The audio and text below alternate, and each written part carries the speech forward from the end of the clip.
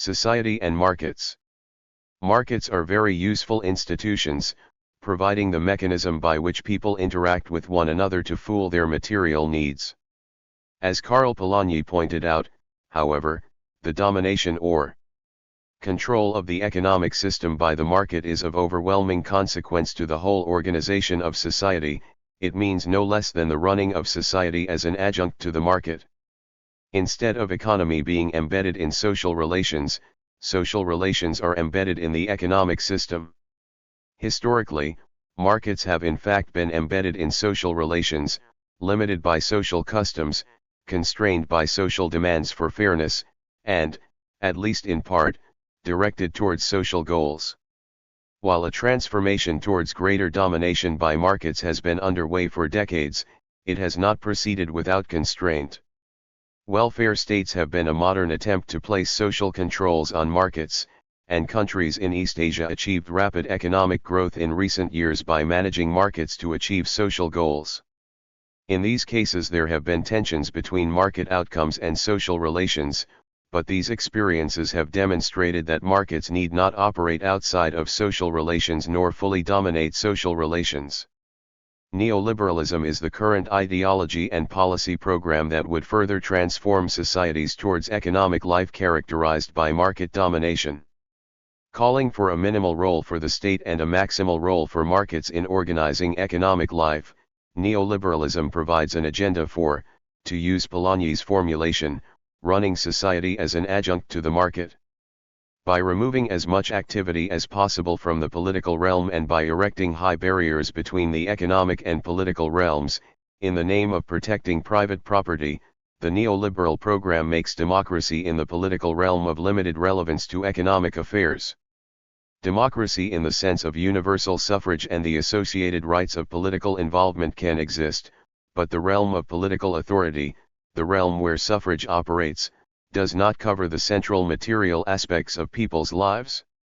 The insulation of economic affairs from political authority does not, however, mean that the state is weak. On the contrary, neoliberalism requires a strong state that can ensure the primacy of private property, preserve the dominance of markets over social control, and thus limit the operation of democratic power. Also, neoliberalism often requires a strong state, sometimes a dictatorial state, for its implementation. Privatization. More clearly than any other plank in the neoliberal platform, the privatization of state enterprises in recent decades has removed activity from the political realm and transferred it to the realm of the market. Privatizations raise issues of democracy especially sharply when they involve enterprises where public and private interests are likely to dictate very different sorts of decisions. For example, in the case of public utilities, the populace has interests in limiting fees to assure that distribution is in accord with the provision of basic needs and the development of certain industries or regions. A private operator of public utilities, however, has one interest, PROTS, that is likely to come into conflict with any program that would limit fees. A good illustration of conflict surrounding public utilities is provided by experience in Cochabamba, Bolivia, where privatization of the water supply led to a major, popular political protest during 2000. The protest focused on both specific grievances, a large increase in water rates, and the relatively abstract view that access to water, like access to oxygen, was a basic human right.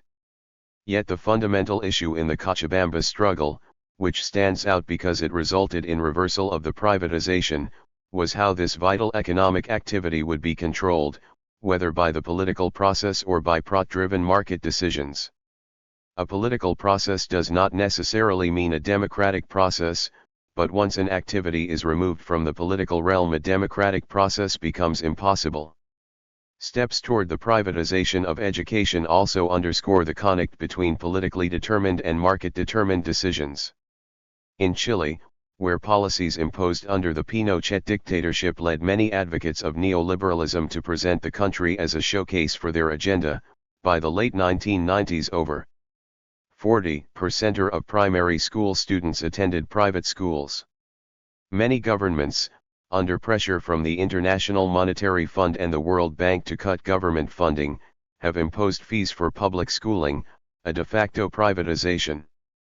In the United States, neoliberalism has taken a variety of forms in education. Perhaps the most important of these has been the operation of formerly public school systems by private, for-profit companies. Contrary to these recent changes, societies have long designed school systems to meet a broad set of social needs, including the creation of social equality, social cohesion, and common values and language. When schooling is privatized and education becomes a commodity, these broader social needs are submerged beneath the need of the private school operators to make a profit and the decisions of individuals who are buying an education to meet their particular needs. As it becomes a commodity, the nature of the education product gets transformed. Democratic control over what goes on in the schools is harshly curtailed, if not eliminated entirely. Not all privatization is the same, of course. The privatization of manufacturing facilities, for example, in some countries may be a reasonable step, depending on the particular circumstances. When the production and distribution of a good or service has limited impacts on people not directly involved in the market transactions of the enterprise, it may be appropriate for that enterprise to be in the private sector. In such cases, there is unlikely to be a divergence between public and private decisions. One also, even when activities such as water supply or education takes place in the private sector, it is not necessarily beyond the reach of public regulation. Neoliberal globalization and deregulation. Public regulation, however, like public ownership, is a prime target of neoliberalism. One of the defining features of the present phase of globalization, distinguishing it from previous surges of international economic connections, is the emphasis that the architects of globalization place upon deregulation. In fact, when neoliberals advocate deregulation, in practice they are advocating a different kind of regulation. Instead of regulation whereby government limits the operation of markets, neoliberalism imposes regulation that assures the separation of markets from social control. Yet the central ideological and rhetorical thrust of neoliberalism has become one of opposing almost all forms of state regulation of economic activity. The IMF, the World Bank, the World Trade Organization and the U.S. government all preach the gospel of deregulation of international commerce. They also pressure national governments to reduce labor market distortions and oppose association between trade agreements and environmental regulation or labor rights. Such deregulation is rationalized with the argument that it yields economic efficiency, i.e. maximum market-measured output on the basis of existing resources. This rationale for deregulation, however, excludes consideration of social goals other than maximization of market-measured output. Without regulation, the basic needs goals or the regional development goals of public utilities, for example, are not valued. Or, for another example, when a private RM moves from a relatively high-wage community to a low-wage site of production, there may be considerable social disruption and distress, but, without regulation, the RM will not consider these social impacts. Likewise, profit maximization often comes into conflict with environmental preservation, and environmental preservation cannot be attained without regulation. The balancing of different goals of economic activity can only be accomplished by a political process, but, insofar as the relevant activities have been deregulated, that political process cannot occur and balancing cannot take place. The efficiency rationale for deregulation is also misleading, because it assumes away the time dimension of economic activity. Private RMS do not simply maximize profits, they maximize profits over time. The particular way they weigh the gains and costs in different periods will vary according to many factors. For example, innovation will lead RMS to give little weight to gains in the future relative to immediate gains. The populace in general, however, may or may not share private RMS view of the time dimension of economic activity. One purpose of economic regulation is to force RMS to operate in a manner consistent with the longer-run interests of society. Environmental considerations provide an obvious and important example. Also, with international commerce, Short-run inefficiencies imposed by protectionist regulation may be necessary to generate long-run efficiency through technological change. This is the classic infant industries argument for protectionism. Such larger social interests can only be promoted through a political process regulating private activity. Each step that reduces social control over markets confers a power on RMS that allows them to undermine the imposition of new regulation. When the political process yields, or threatens to yield, actions contrary to the interests of private RMS, then, to the extent that those RMS are free to respond in ways that serve to maintain their own profits, they can undermine those actions. New taxes on RMS or new labor protections or new environmental regulations can, for example, lead RMS to reduce production and employment or perhaps relocate to another site. Such a response can result simply from the unregulated effort of each RM to maximize its profits, and it is a response that can halt the imposition of the new regulations. The unregulated market, then, confers a political power on RMS, the power to override the democratic process. Neoliberalism versus democracy. While neoliberalism pulls society away from democracy, its proponents often defend it as an instrument for the promotion of democracy. When the political process in a country is not democratic and political regulation of the market is used to create and protect the wealth and privileges of an elite, then deregulation, neoliberalism, can be readily associated with democracy. Historically, as noted earlier, democracy and the market advanced together against the regulation of societies dominated by monarchs and nobility. During the current era, in many parts of the world, highly corrupt dictatorial regimes have used economic regulation to preserve their positions of power and wealth.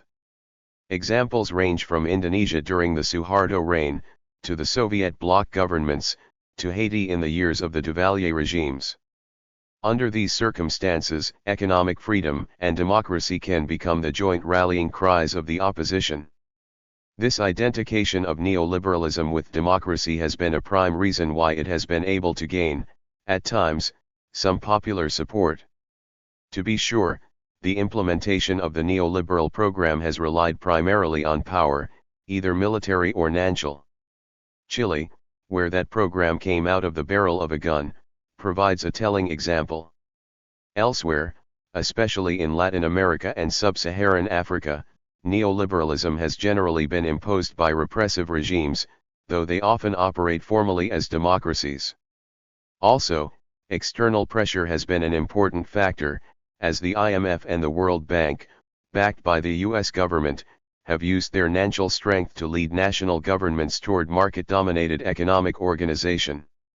Under these circumstances, where economic programs are imposed by repressive regimes pressured and guided by the international lending agencies, it is not difficult to understand the widespread opposition that has often arisen. The anti-globalization movement, along with its many national components, has been the most visible form of this opposition. Nonetheless, while political and financial power are essential bases for the implementation of neoliberal programs, neoliberals have also tended to prevail because they have been able to present the choice for society as that between traditional state control of economic activity and the market. Efforts to counter neoliberalism with democracy therefore depend on both an assertion of effective power and the articulation of an alternative view of the choice, one that posits a democratic political process as an alternative to both traditional state control and the market. The problem is one of ending ways for society to use markets rather than being dominated by markets. Much of the experience of modern European welfare states, with all their limitations, provides some useful guidance. Also, in many low-income countries where democratic processes exist, popular movements have been able to establish social welfare legislation protecting workers from the vicissitudes of the market. On the regional level, India's southern state of Kerala is an especially important case in which democratic political processes have constrained the market. The problem, however, is not one that should be attacked only at the level of national and regional governments. Popular movements can work at the local level to resist privatization and to establish democratic control of public institutions. Schools are an especially important example in which popular engagement not only serves a larger political purpose but is also likely to improve conditions for students. Similarly, popular engagement with health clinics provides an avenue for democratic action. As with schools, experience in Kerala suggests that such engagement has positive local impacts. The struggle in Cochabamba offers another example in which local action provides resistance to neoliberal programs and the potential for the establishment of democratic control.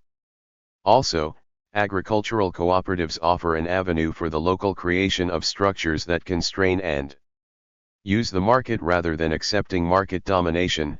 International efforts to respond to disastrous market conditions in the coffee trade are moving in this direction. The challenge in all of these situations is to turn resistance to domination of society by the market into practical democratic operation of the institutions. Still, national and international action is an essential component in resistance to the neoliberal agenda and for establishment of democracy. Agricultural cooperatives in low-income countries cannot thrive without improved infrastructure, agricultural extension services and a fair international trading system. Local control of public utilities cannot operate when the national government goes around them to provide contracts to multinational RMS, as in Cochabamba. Locally controlled schools and health clinics cannot succeed without state financing. Traditional political struggle at the national and international level is a necessary part of the effort to counter neoliberalism. That larger political struggle is most effective when it is based on parallel local efforts. Both are necessary components of a democratic movement. 21. Neoliberalism and the Third Way. Philip Aristus and Malcolm Sawyer. This chapter is concerned with the nature of the economic analysis that underpins the ideas of what has been termed the Third Way. The notion of the Third Way discussed here was born in the mid-1990s, and closely associated with the election of a new Labour government in the United Kingdom in 1997, the election of the Schroeder-led Social Democratic government in Germany and the New Democratic project of Clinton in the USA. The term Third Way is now used less frequently, and terms such as modernizers, modernizing center-left and progressive governance. The Third Way is viewed as being between the free market ideology of the right and social democracy. Tony Blair, for example, stated that New Labour is neither old left nor new right. Instead, we offer a new way ahead, that leads from the center but is profoundly radical in the change it promises. In a similar vein, Giddens locates the Third Way by reference to two other ways, those of classical social democracy and neoliberalism. He also contrasts the modernizing left with the traditional left when he writes that the future, in other words, lies with the modernizing left, not with those who would wish to cling to more traditional leftist beliefs. The Third Way has been described as neoliberalism with a human face.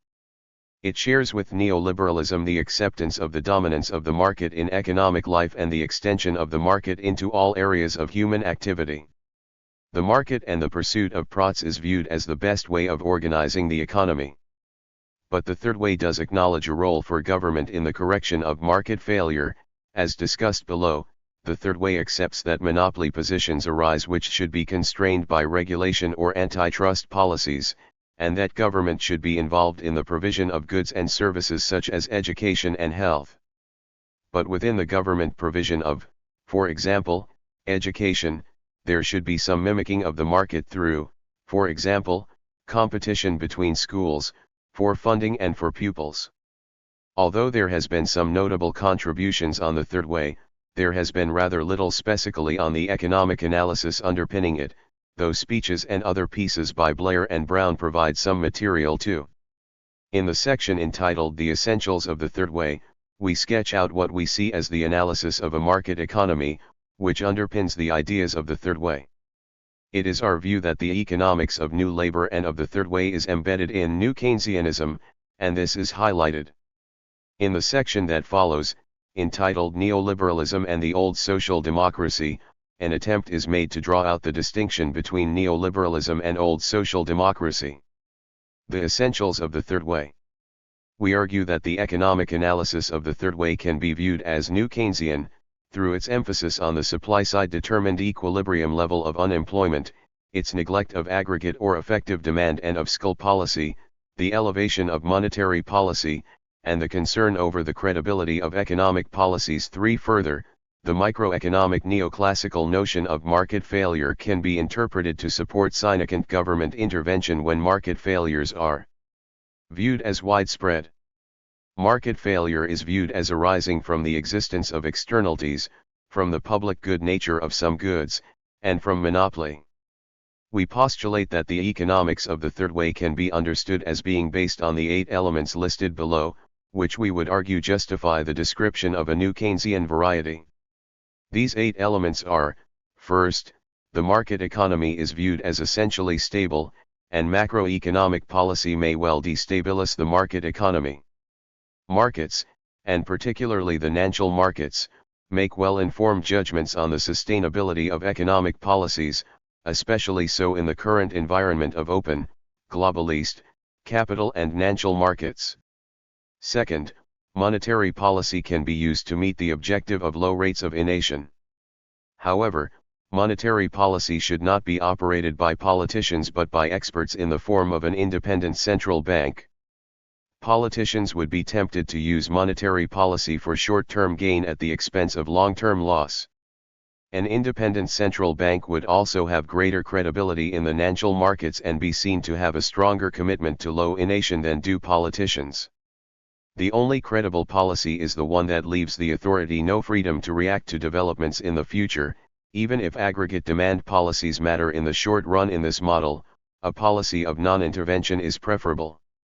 Third, the level of economic activity fluctuates around the narrow, and the narrow is a supply-side phenomenon closely related to the workings of the labor market. The source of domestic inflation is seen to arise from unemployment falling below the narrow, and inflation is postulated to accelerate if unemployment is held below the narrow. However, in the long run there is no trade-off between inflation and unemployment, and the economy has to operate at the narrow if accelerating inflation is to be avoided. In this long run, inflation is viewed as a monetary phenomenon, in that the pace of inflation is aligned with the rate of increase of the stock of money. Monetary policy is, thus, in the hands of central bankers. Control of the money supply is not an issue, essentially because of the instability of the demand for money, which makes the impact of changes in the money supply a highly uncertain channel of influence. The focus of economic policy then becomes attempts to shift the narrow, usually by making the labor market more flexible.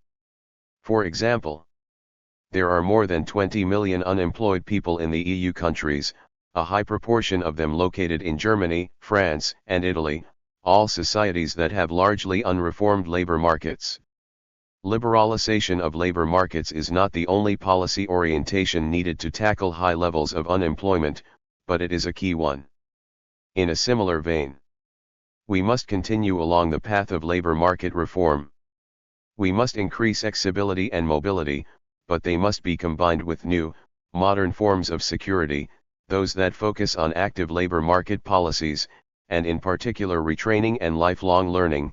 This philosophy is well captured by the notion of execurity. Fourth, the essence of Say's law holds, namely that the level of effective demand does not play an independent role in the determination of the level of economic activity, and adjusts to underpin the supply-side determined level of economic activity, which itself corresponds to the narrow. Shocks to the level of demand can be met by variations in the rate of interest to ensure that inflation does not develop. Fiscal policy has a passive role to play, in that the budget deficit position varies over the business cycle in the well-known manner. The budget can and should be balanced over the course of the business cycle.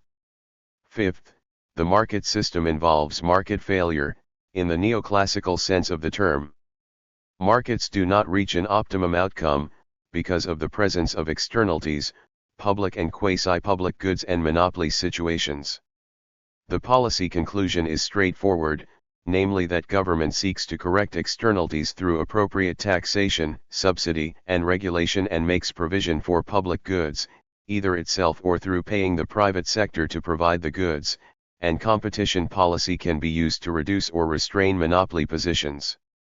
This idea is, of course, not unique to the third way, and has been a central element in conventional welfare economics. Being pro-market requires that we guarantee that the market itself functions correctly. I believe in a liberal regulation of the economy, in competition, in consumer protection, in environmentally sustainable development.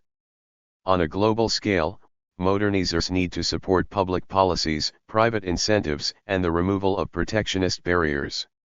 Sixth, long-run growth in income per head depends on investment decisions, with human capital seen as particularly important. Since the public sector is a heavy provider of education, and education adds to human capital, the public sector is again seen to play a significant role in growth. Endogenous growth theory also postulates that there are overall increasing returns to scale, but that includes some factors of production that are not privately owned for knowledge and information, for example, add to productive potential but are not generally privately owned. These public goods will generally be underprovided by the private sector, and the public sector has a role to play in providing them, or encouraging their provision. In effect, endogenous growth theory again points to the role of the state in terms of the correction of market failure, and specifically in this context the provision or subsidy of public goods, with research and development, education and training being the major examples.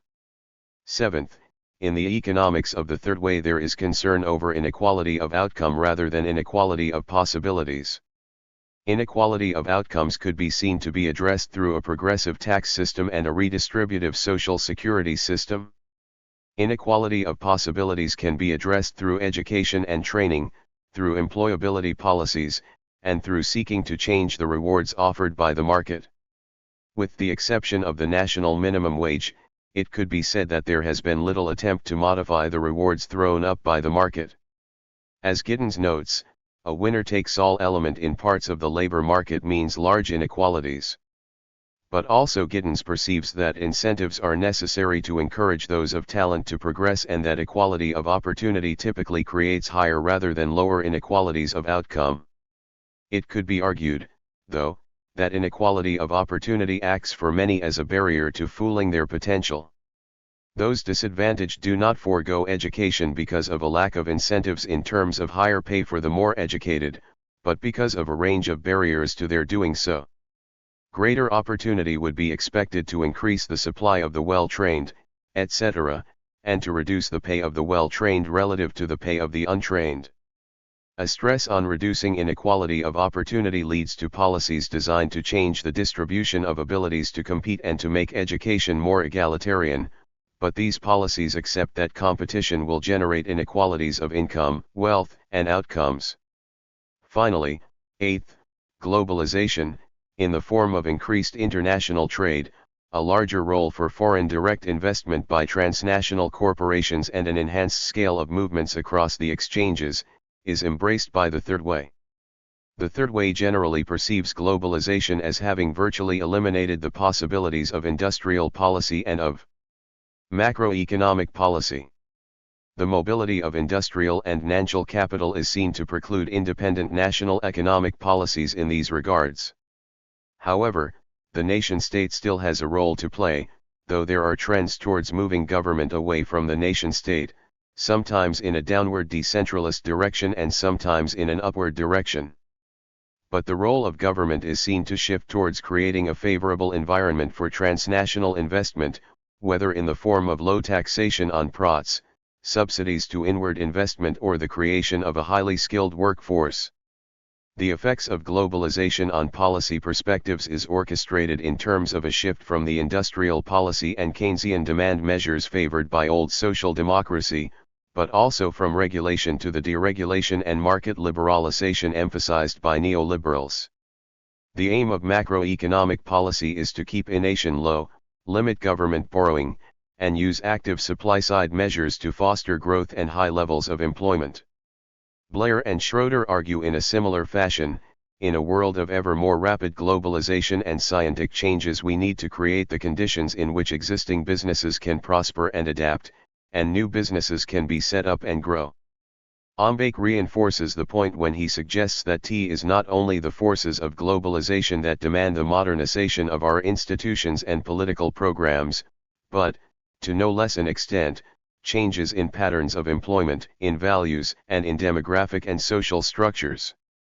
Modernizing leftists can, or should, have a clear idea of the kind of society they are seeking to create. It is one whose economy is competitive in the global marketplace, but which remains cohesive, inclusive, and egalitarian. Bringing into being such a society means running with the tide of the great social changes of our era, not just the emergence of the knowledge economy, but the impact of globalization and of rising individualism. Neoliberalism and the old social democracy. The question arises as to how the third way differs in its policy approach from the old social democracy. An answer may be attempted once it is recognized that, like the new social democratic economic policies, the old social democrat economic policies did not tee into a single mold, and of course varied over time and across countries.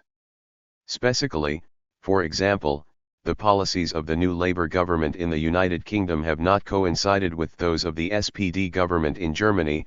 For example, the former could be said to have placed more emphasis on labour market accessibility than the latter. At the cost of gross oversimplification, we would suggest that the following played significant roles in the old Social Democrat policies. There was an acceptance of some key aspects of Keynesianism, particularly that budget deficits can be used to support aggregate demand, and fiscal policy was given an active role. Each post-war Labour government, and other old social democratic governments, made some extension of public ownership. The perceptions of the failures of the economy were broader than market failure. These failures have ranged over lack of exploitation of economies of scale, poor management, underinvestment, etc. Unemployment was addressed through regional and industrial policies rather than labor market policies. There was generally a use and development of some form of corporatism, for example, through a tripartite approach to industrial policy, the operation of incomes policy, etc. It is clear that the Third Way and the new Labour government operate along quite different lines from the old social democracy. Macroeconomic policy is of the new Keynesian type, with an emphasis on control of innovation rather than the reduction of unemployment and a perceived need to acquire credibility in the financial markets. Monetary policy, with an independent central bank, is solely concerned with innovation. Fiscal policy is relegated in importance. We have described microeconomic policy as concerned with the correction of market failures. This can also be seen as a policy that accepts the beneficial operation of markets, albeit one that can be improved by appropriate government action. Regulation of privatized utilities replaces public ownership. Instead of nationalization, the new Labour government confirms the privatization of the preceding Thatcher government and proceeds with a creeping privatization in the guise of the private finance initiative. The Third Way does appear to seek to equip individuals to compete in the market, e.g. through training and education. Ultimately, we agree with Tsakalatos that these features suggest an explicit rejection of many of the economic, political, and philosophical ideas of social democracy, let alone democratic socialist ideas. 22. The birth of neoliberalism in the United States, a reorganization of capitalism. Al Campbell. Preliminary considerations of neoliberalism thrust four questions to the fore: what, why, how, and where. What is neoliberalism? What distinguishes it from the form of capitalism that preceded it? Why did capital impose this reorganization of capitalism? This question is particularly important to address in that capital's central concern, its rate of profit, has generally performed worse in the 1980s and 1990s than it did under the previous Keynesian compromise organization of the 1950s and 1960s. How was this reorganization achieved? What changes in policies, practices, and institutions constituted the change? And finally, where is neoliberalism going? This chapter will address the third question, how this reorganization of capitalism was achieved, in the case of the United States. It will focus on changes in policies, practices, and institutions on the one hand, and the effects on the working class on the other. It will be necessary to comment briefly on the RST2 questions, what, and why, as background for the discussion here on how. 4 brief comments are important for indicating aspects of the frame that will be used here to consider neoliberalism. First, neoliberalism is not globalization, the internationalization of production as some inevitable result of technological changes, particularly in telecommunications and transportation, nor the inevitable result of intensified international competition. Neoliberalism is an organization of capitalism. There are important international aspects of the neoliberal organization of capitalism, just as there were important international aspects of every previous organization of capitalism. These international aspects, however, like its domestic aspects, can be properly understood only in terms of the goal and purpose of capitalism itself. Second, as will be apparent in the presentation in this chapter, the birth of neoliberalism in the United States was a process that extended over many years. It is only within that framework that the beginning of neoliberalism can be dated to 1979, for reasons discussed below. The point to stress here is all the qualifications that go with this birth date that come immediately from seeing this as only one step in a process. Third and fourth, this chapter argues that 2 stylist facts, accepted by a number of Marxists and other radicals, are often misinterpreted, that neoliberalism represents the return to hegemony of Nan's capital, and that the essence of the Keynesian compromise organization of capitalism was a capital-labor truce. While these can be useful shorthand ways to refer to certain relations, it is argued here that they are often understood in ways that are contrary to the realities they refer to. Both of these issues are important in explaining the approach taken by this chapter, neoliberalism as a reorganization of capitalism. What is neoliberalism and why did capitalism adopt it? What is neoliberalism? There is a danger in the stylist fact that neoliberalism represents a return to hegemony of Nan's capital. This shorthand expression suggests to many people that Nan's capital imposed itself, its will and its program, on non-Nanchal capital. The transfer of profits from non-Nanchal capital to Nanchal capital in the United States indeed did increase dramatically under neoliberalism. This consideration poses the question, given that Nan's capital was roughly 15% of total capital in the United States before neoliberalism, how could this minority impose its will on the majority of capital? Why did non-Nanchal capital, the majority of capital, allow this increased transfer at its expense to a minority of capital? It is important to recognize that most Nan's capital never accepted the Keynesian compromise and always advocated an immediate return to economic liberalism. However, it is also important to accept, as opposed to the return to hegemony thesis, that it is essential to understand why productive capital subscribed to Keynesian ideas after the Second World War and then came to abandon nearly all of them by the 1970s and 1980s. This approach makes clear that the issue is not whether Nanchal capital has power over non-Nanchal capital, which by and large it does not, but rather why the main part of capital, productive capital, switched to accept the ideas that the smaller Nanchal capital had always advocated, but which were rejected under the Keynesian compromise. Similarly, a number of people hold that a capital-labor truce that allowed a meaningful amount of the expanding national wealth to really trickle down to labor was the essence of the Keynesian compromise, and hence that the essence of neoliberalism was the abandonment of this truce. The historical record, however, just does not support a story of capital-labor peace, though it needs to be interpreted very carefully. On the one hand, class conflict continued throughout the post-Second World War period and was an important causal component of labor's gains in compensation. They were not a gift by a Fordist capitalism consciously and willingly raising wages in what it perceived as its own interests. On the other hand, there was a social understanding, a social accord, a generally accepted social norm, as to what the continuing class conflict between capital and labor would be fought over, and what was for the present not under contention. One part of neoliberalism was an end to this social understanding or accord. Neoliberalism is a reorganization of capitalism. After the Second World War, capital decided that a particular set of restrictions on the behavior of individual capitals would be beneficial to the goal that capital has always had, accumulation. There were two reasons for this decision. One was fear. While U.S. capital never experienced a serious fear of the overthrow of capitalism at home, reading its discussions from 1945 to 1955 make clear the deep fear it had of an extension of Soviet-type economic relations in Europe, and the importance this played in generating support for some of the measures discussed here, for example capital controls. But it would be a serious overstatement to claim that the policies, practices, and institutions that deemed Keynesian compromise capitalism owed exclusively from a fear by capital of the overthrow of its system.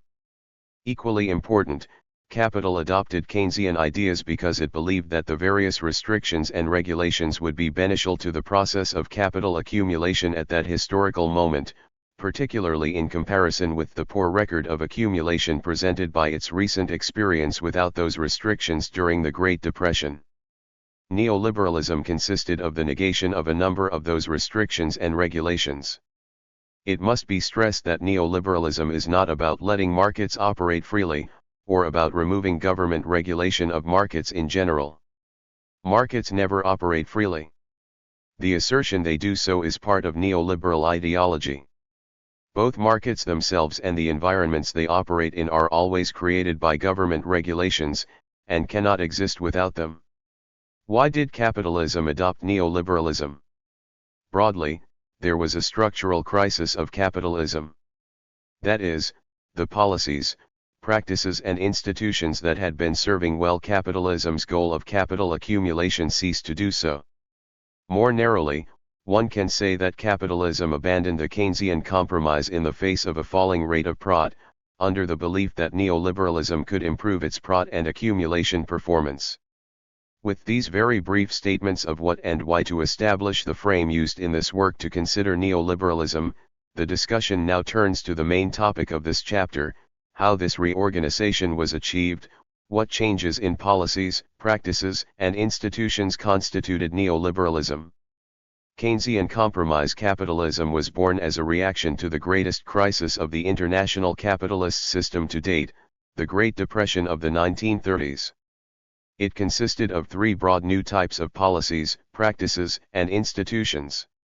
The RST consisted of specific restrictions on certain behaviors of some capitals, above all NANS capitals, both domestic and international behaviors. The second consisted of macroeconomic intervention policies to stimulate the economy, both monetary and fiscal. The third consisted of certain labor and welfare policies. The negation of those policies, the birth of neoliberalism, was a process that spanned many decades. The elimination of international capital controls and the re-emergence of global finance. The existence of capital controls on international capital activity was nearly universal throughout the capitalist world after the Second World War, in the advanced capitalist countries as well as in the Third World. The outstanding exception was the United States, which had very few restrictions on international capital movements other than for a short period in the 1960s.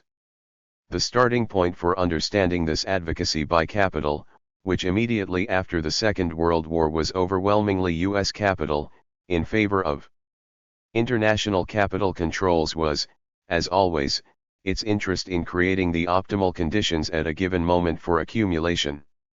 The moment, and the consciousness of capital at that moment, was strongly influenced by the recently experienced Great Depression. Broad sections of productive capital came to hold that financial liberalism was antithetical to the stable environment needed for production and growth, which were necessary for optimal accumulation. In regard to international capital movements, speculative international capital was held to have contributed to balance of payments crises and price instability that had undermined international trading, which in turn was one important component of the Great Depression and the profit losses for productive capital. Banking and financial capital never accepted either the broad rejection of liberalism and what in the 1990s became known as market fundamentalism, nor the specific rejection involved in capital controls. In schematic terms, while productive capital requires conditions appropriate for production of commodities, financial capital desires an environment where it is permitted to do whatever it chooses in the pursuit of its own profits. As a logical possibility, it might be that the actions of natural capital harm the environment for productive capital to produce and sell and thereby make profits. That is in fact exactly what productive capital came to believe as a result of the Great Depression. Financial capital, to the contrary, largely continued to adhere to the liberal line, that unregulated markets always work best, including natural markets. The beginning of the widespread elimination of the near-universal capital controls, which as one would expect did not occur all at once, was the RST major campaign of the birth of neoliberalism. By 1958, European countries felt they had accumulated enough international reserves, primarily dollars, for them to restore currency convertibility. New York banking circles were pleased, and were now able to take on significantly more of the role of lender to the world, a role which they had fought for since 1945. Productive capital also backed this change at the time. Their concern had always been creating conditions suitable for trade. Speculative capital will always attack any currency not backed by sufficient reserves and thereby cause a disruption of trade, as in fact happened during the ill-conceived attempt promoted by the New York banks to move Europe immediately to full convertibility in 1945-47. As discussed thoroughly at Bretton Woods, capital controls require currency controls to be fully effective, since otherwise capital will avoid the controls under the guise of current account transactions. But currency control is itself detrimental to trade. Hence productive capital was happy to see these restrictions removed as soon as the countries had the reserves necessary to prevent disruptive speculative currency attacks. Long-term capital controls were not removed.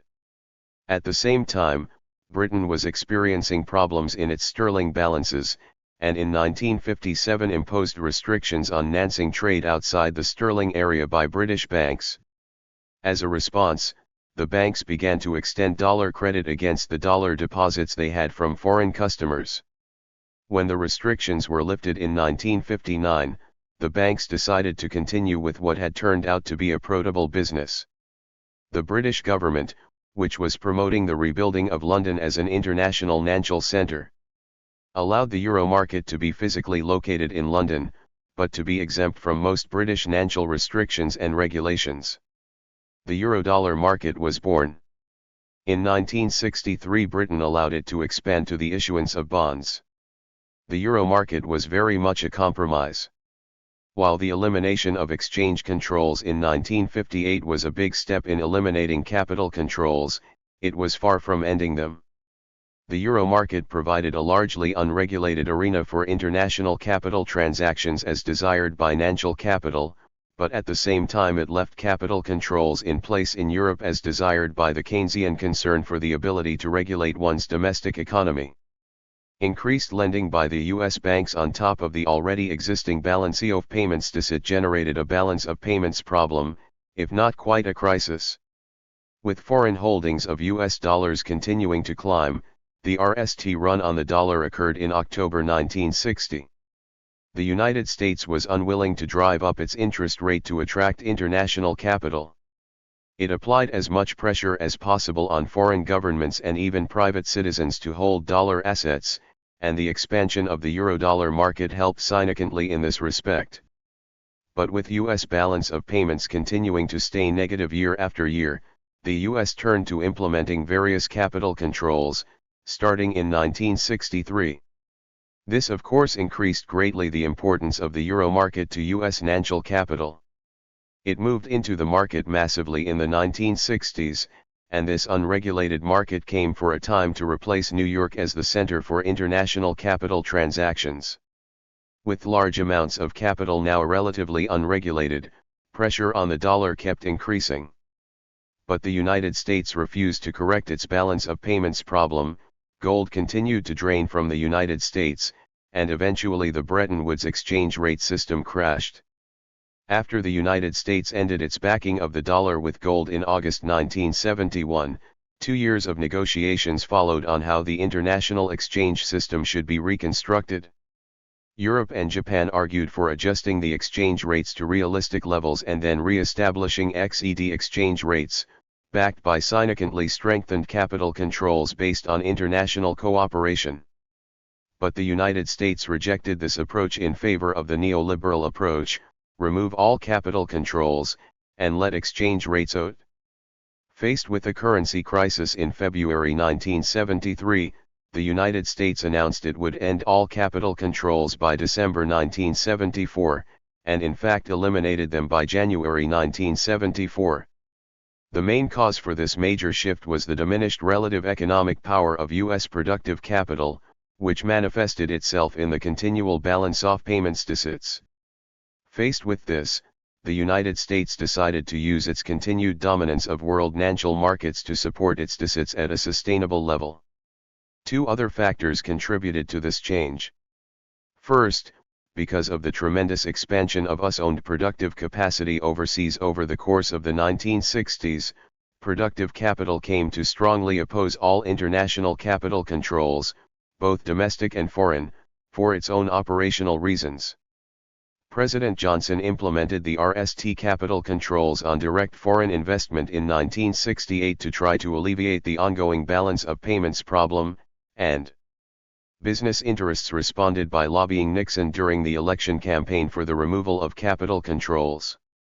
Second, after 1973, OPEC suddenly had a huge amount of capital that it wanted to invest.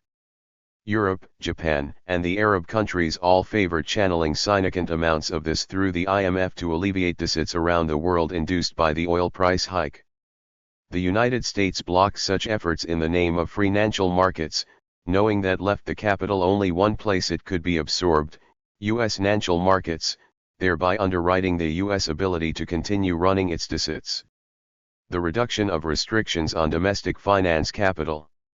There are four fundamental types of regulation governments put on NAN's capital: fraud, disclosure of information, protection of investors' assets, and competition.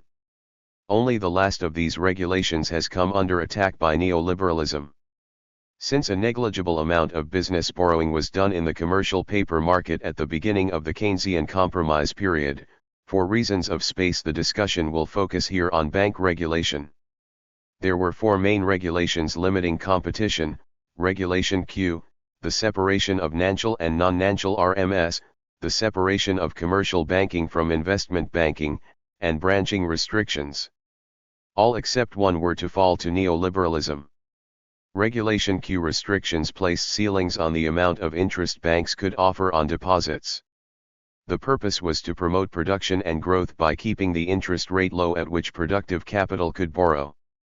Finance capital, of course, to the contrary, was interested in getting as high returns on its loaned capital as possible, that is, as high as the market for loans would support.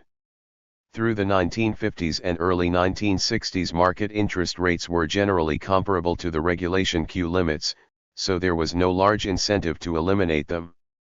Following the credit crunch of 1966, but more generally as nominal market interest rates rose, that changed.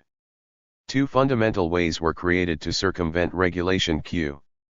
The RST was simply to loan the money directly to the borrowing corporations. Commercial paper was only 2% of short-term business financing in 1960, but it was up to 7% by 1970 and 10% by 1980. The second way was for banking and non-banking financial institutions to develop a plethora of financial instruments that operated like the instruments restricted by Regulation Q, but which were unrestricted because they were technically different. As one example, investment companies developed money market mutual funds, which appeared to customers equivalent to savings accounts, but actually involved the company pooling small investments to buy large commercial paper and treasury bills.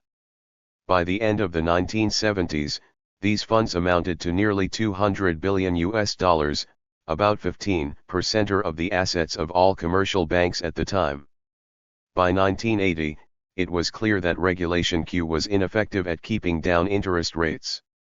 The 1980 Depository Institutions Deregulation and Monetary Control Act mandated a complete phase-out of interest rate ceilings by 1986. 192 Neoliberalism. Safi ch22.qxd26/10/04428 pm page 192. The separation of commercial from investment banking was similarly intended to limit the power of financial capital, and thereby its ability to raise interest rates at the expense of productive capital. The regulations on what each could and could not do were extensive and detailed, but two key provisions were that investment banks could not take deposits of any kind, and commercial banks could not underwrite corporate securities. Over the 1980s and 1990s, these restrictions were largely eliminated. Both Regulation Q and the separation of commercial from investment banking were parts of the Banking Act of 1933, the Foundation Act for the whole restriction of domestic finance during the Keynesian Compromise. The Gramm-Leach-Bliley Financial Services Modernization Act of 1999 repealed most of what was left of the Glass-Steagall Act, and asserted the existence of the neoliberal domestic financial order that was by then already very largely in place.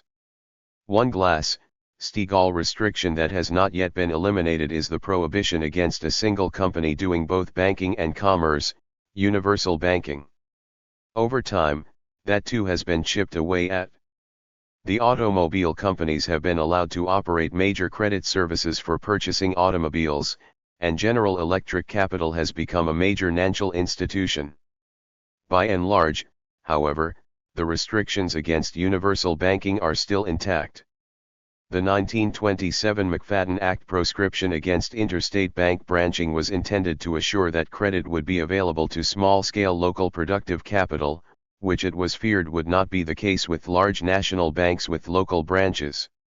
On the one hand, these restrictions were partially innovated around throughout the Keynesian Compromise period. On the other hand, the innovations never overcame the basic restriction on the prerogative of the major sections of financial capital to pursue their profit interests in whatever way they considered optimal. In 1994, the Regal-Neal Interstate Banking and Branching Efficiency Act provided a 3-year phase-in of the almost complete elimination of branching restrictions. Neoliberal fiscal and monetary policies. As discussed at the beginning of this chapter, neoliberalism sees the key to optimal accumulation of capital as establishing a free market regime and protecting the value of money. The simple neoliberal theory of fiscal policy follows from this. Government spending should only be on those things markets cannot do, and taxes should be levied to pay for those activities. There is no role for fiscal policy concerning the performance of the macroeconomy. In practice, fiscal policy during the post-1979 neoliberal era in the United States has often been very non-neoliberal. This is not because of the massive military spending increases under Reagan and Bush Jr. On the one hand, those were partially offset by cuts in government-provided services, but on the other hand, even if it isn't offset, military spending is something only the government can do, and so any levels thought to be necessary are compatible with neoliberal thought. The fiscal policies have been non-neoliberal because the spending has not been covered by taxes, the government has run large domestic deficits. This in general is inconsistent with the neoliberal goal of protecting the value of money. Under Reagan, innovation was avoided by the large inflow of foreign capital that financed his deficit. It is far from certain that this same result will obtain for the large Bush Jr. deficits.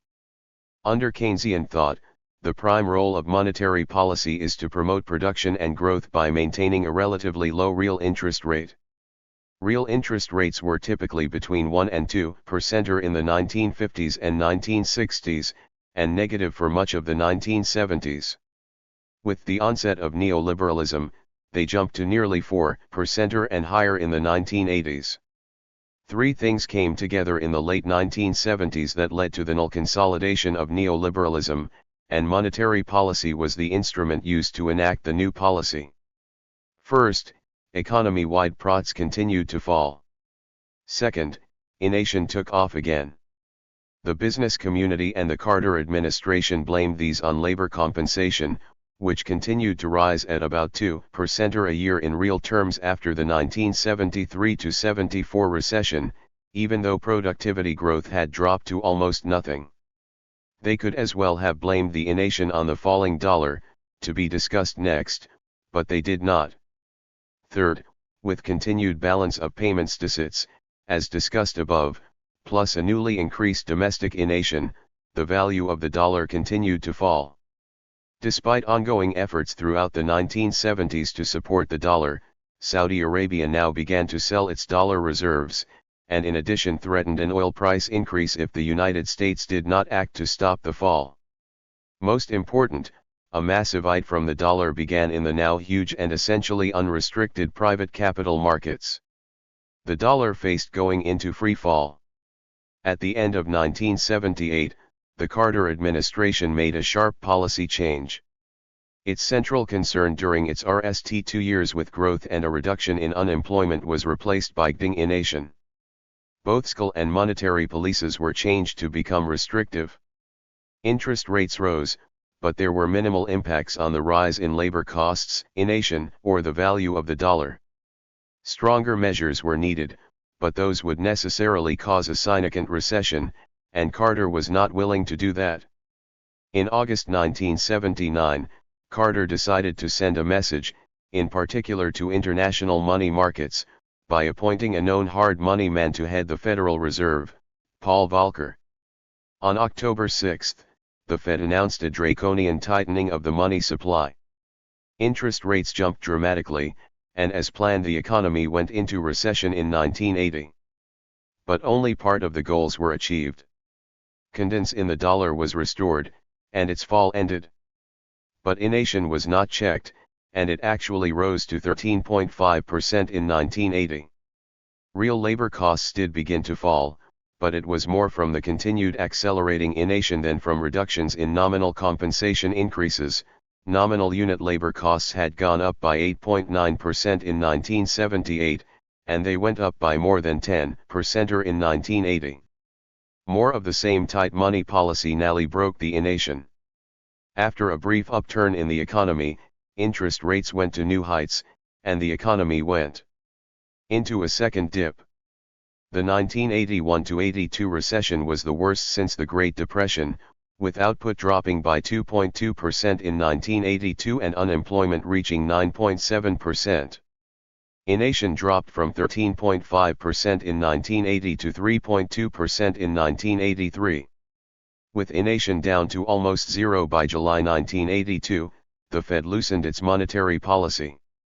Inflation went up almost 4 points in a short time, but then stabilized, and has not meaningfully gone above that level during the 2 decades since then.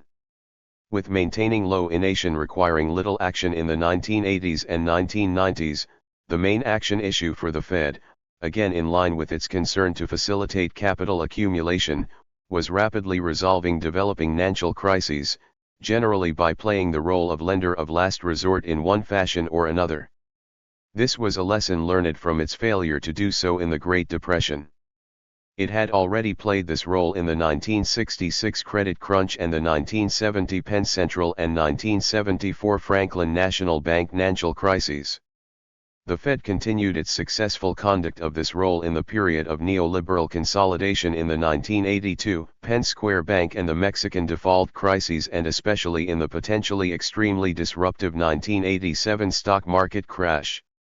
Neoliberal labor and welfare policies. Two different incorrect ideas about the nature of the Keynesian compromise labor policies must be dismissed before one can understand neoliberalism's labor policies. The more radical is a version of the Fordism thesis in which capital recognizes it faces a permanent realization problem and consciously moves to increase labor's compensation to overcome this problem.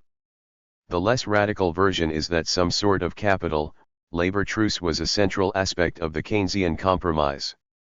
What was true was that immediately after the Second World War there was a broad fear that the drop in government demand with the sharp reduction in military spending would return the economy to the pre-war depression.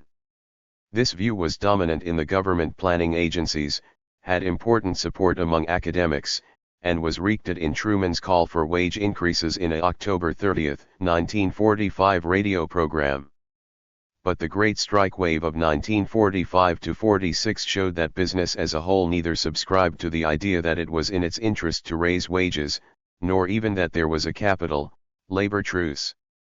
Similarly, in 1947 Congress passed the strongest anti-labor act of the 20th century, the Taft-Hartley Act, itself a witness that there was no truce, and a bill that assured a reduction of labor's share of production compared to what it would have been able to win without that act.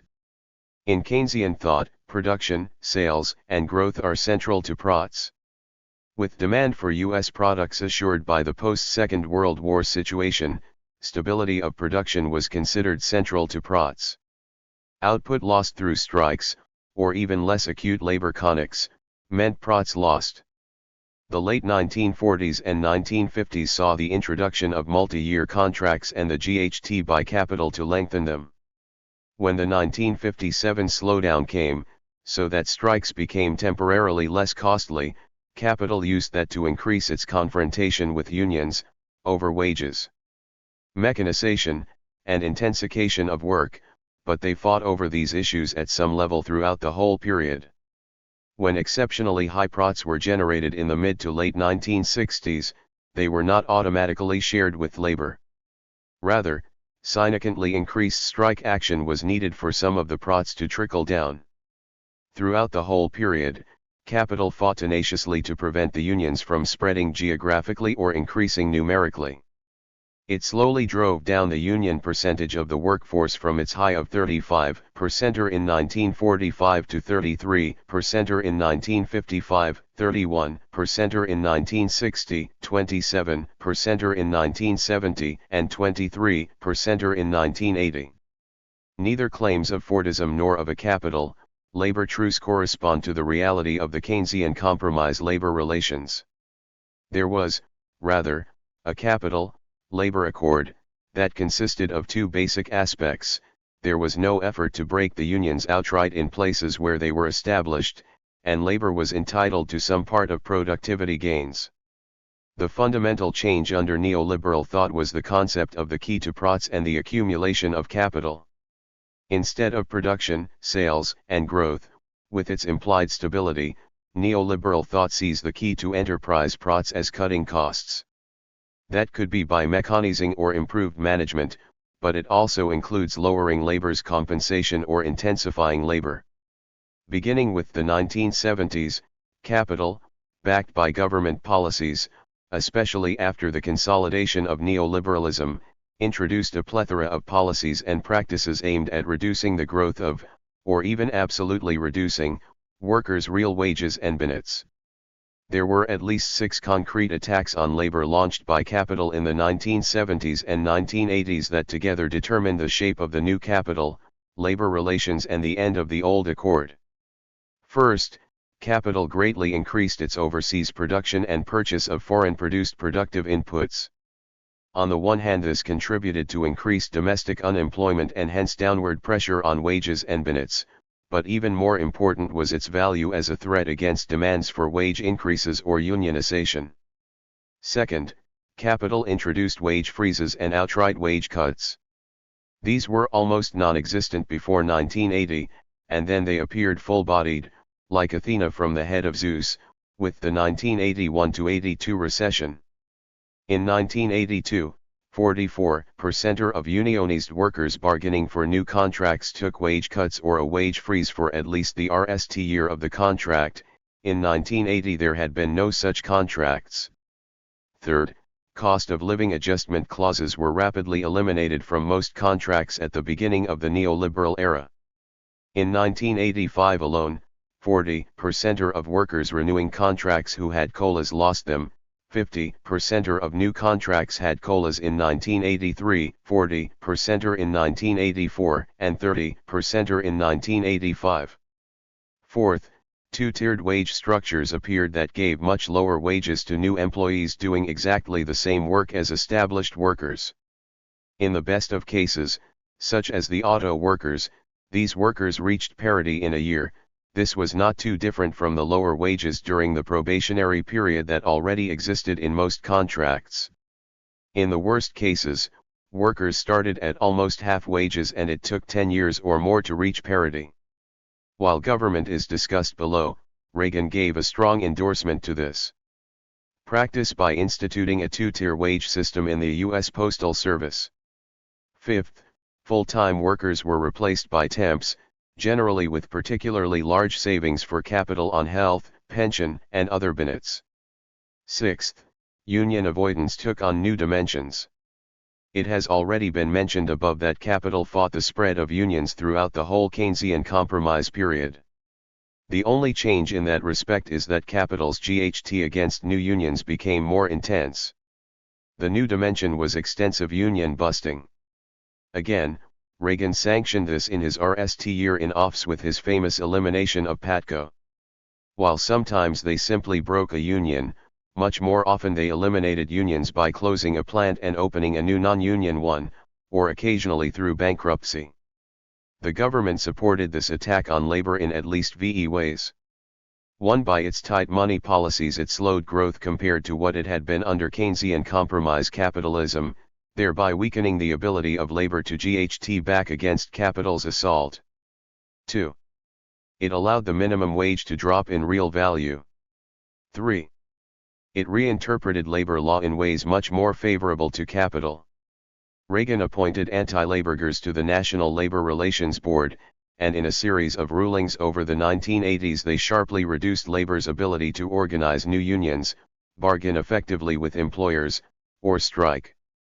4. As a signal, it directly engaged in two practices that private capital was developing: union busting and the two-tiered wage system, as noted above. 5. It weakened the welfare safety net. It did a number of things in this regard. It reduced unemployment insurance benefits, beginning under Carter and deepening under Reagan. It reduced trade adjustment assistance, beginning under Reagan. The 309,000 public service employment jobs that existed when Reagan took office were eliminated in his RST year. It reduced aid to families with dependent children. Under Carter, the real value of benefits dropped.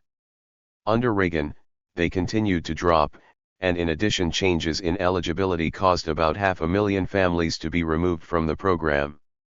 Conclusion: Neoliberalism is a particular organization of capitalism. Its birth consisted of a reorganization of the previous organization of capitalism. Under the Keynesian compromise, both private capital and its collective agent, the government, focused on ensuring that the conditions existed for minimally interrupted production, sales, and growth as the key to optimizing capital accumulation. That organization of capitalism, which had worked well for 2 decades in the specific conditions of rebuilding Europe and Japan, went into a crisis in the late 1960s and the 1970s. A falling rate of profit was a key manifestation of the crisis of accumulation. Neoliberalism shifted the policies of private capital and government that were considered to be optimal for capital accumulation, given the concrete conditions that had come to exist by the 1970s and 1980s. Protecting the value of existing capital and, most important to this organization, sharply intensifying the drive to reduce labor's compensation and labor's share of output, are the key components to neoliberalism's strategy for optimal capital accumulation under current conditions. 23. The neoliberal experience of the United Kingdom. Philip Arstis and Malcolm Sawyer. The election of the Conservative government under Margaret Thatcher in May 1979, replacing the 1974-79 Labour government, can be viewed as a major shift in British politics and economic policy. The extent of the change and how far it can be precisely dated has long been a matter of debate, and policies such as control of money supply and the monetarist approach to a nation can be seen as having been partially adopted by the previous government. Further, the dramatic rise in inequality in the United Kingdom, which characterized the Thatcher government, may be seen as having started a few years earlier as the general trend in the United Kingdom in the direction of diminishing inequality was reversed. The replacement of Thatcher by John Major as Prime Minister in 1990, and the election of a Labour government in 1997, have led to minor shifts in policy and in the rhetoric of policy. But the general neoliberal thrust has continued throughout. This chapter covers the following issues: privatization, industrial policy, inequality, and macroeconomic policy. Privatization. The belief in the superiority of the market to the state and of private property to public and social ownership, the major components of neoliberalism, is exemplified by the program of privatization. Over the past 2 decades, privatization has taken two major forms: the sale of publicly owned assets, and the more creeping form under the heading of the Private Nance Initiative. The RST has seen the sale of most of the major utilities. This privatization program represents a sharp break with previous policies. The major program of nationalization in the post-war period was undertaken by the Labour governments of 1945 to 51. During that period, industries such as coal mining, railways, part of road haulage, gas, electricity, and the Bank of England were nationalised. Nationalization in the 1960s and 1970s was concentrated on industries in long-term decline. Individual RMS such as British Leyland and part of Rolls-Royce came into public ownership more by accident than design, as a response by the government to the threat of the extinction through bankruptcy of those RMS. There were many factors pushing towards privatization, and privatization as a policy served a range of purposes. The factors included the reduction of government involvement in industry, improvement of efficiency in both the privatized companies and what remained of the public sector, reduction of the public sector borrowing requirement through the receipts of the sale of public assets, weakening the power of trade unions in public sector wage bargaining, widening share ownership through promotion of share sales in small amounts, the encouragement of employee share ownership and the gaining of political advantages. Each of the privatized public utilities was subject to regulation by a newly created regulatory agency with controls over their pricing and other policies. The privatization program shifted all of the major utilities, with the exception of the Postal Service, from the public to the private sector, and included the sale of a wide range of companies, such as Brit Oil, Jaguar Cars, and National Freight. Proceeds from the sale of public assets fluctuated from year to year, but they reached £5 billion or more from the mid-1980s to the mid-1990s. Employment in public corporations fell from 1,867,000 in 1981 to 599,000 in 1991 and further to 379,000 in 2002. The privatization of utilities has been small in the past decade, mainly for the reason that there is little left to sell. The post office remains the only major public utility, though that is under some threat. The Labour government since 1997 has made no attempt to reverse privatization, and has continued with small privatizations, such as the partial privatization of National Air Traffic Services, in which the government retains a 49% ownership with a golden share. Opportunities to reverse the privatizations have been scorned.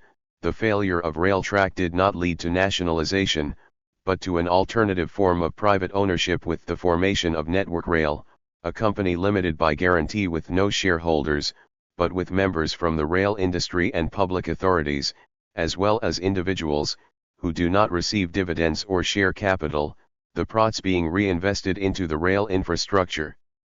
The form of privatization which has flourished under the post-1997 Labour government has been the Private Nance Initiative.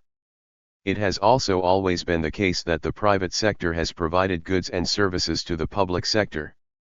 The type of goods and services which have been provided by the private sector and the type which have been produced in-house by the public sector have, of course, varied over time and differed between countries. But a widespread feature in the past 20 years or so has been the shift away from the in-house provision of goods and services by the public sector and towards the contracting out of services to be provided by the private sector.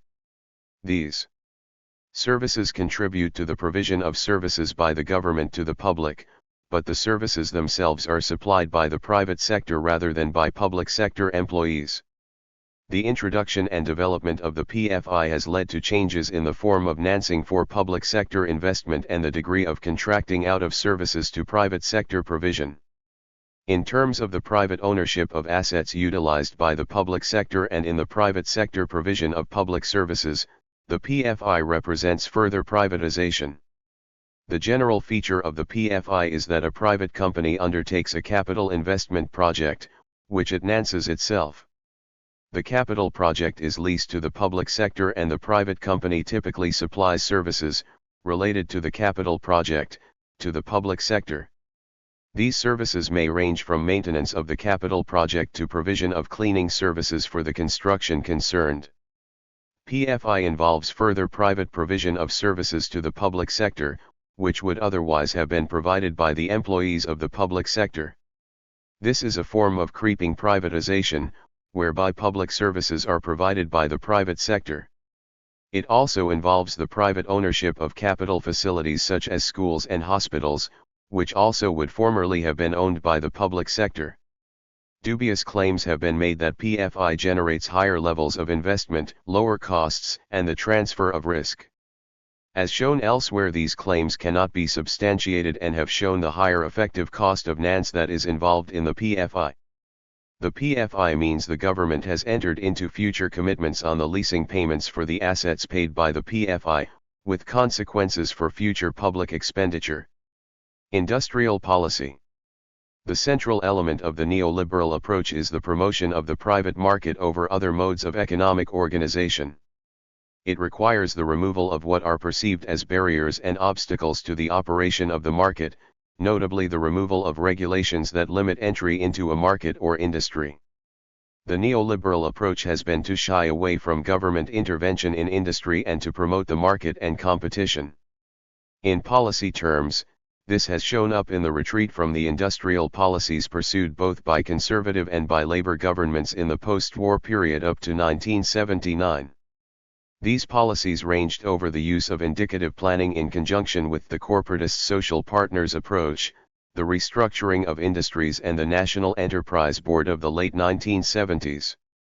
In contrast, industrial policy in the neoliberal era has shifted far away from interventionist policies.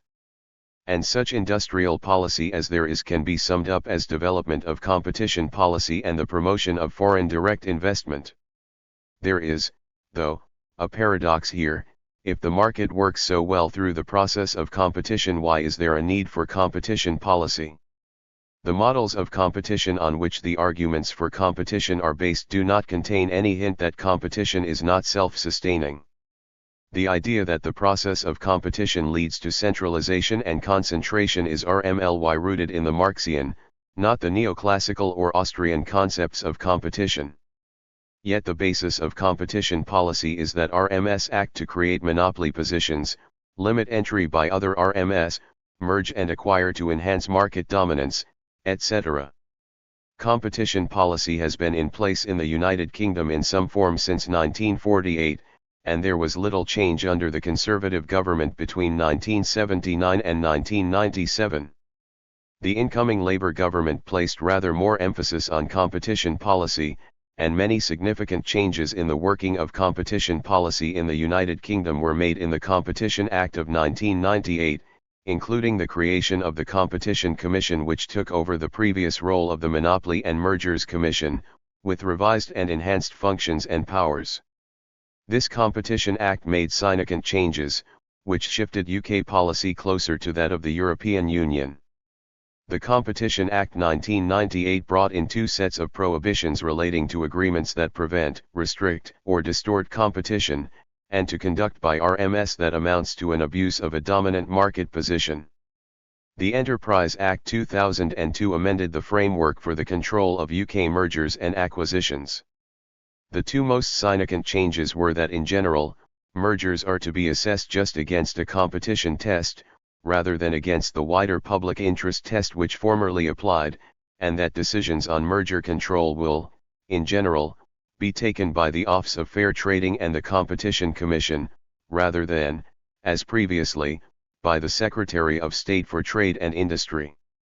The government's own view on this was made clear when it said, "At home, DTI has already modernized the UK competitive framework through the Competition and Enterprise Acts.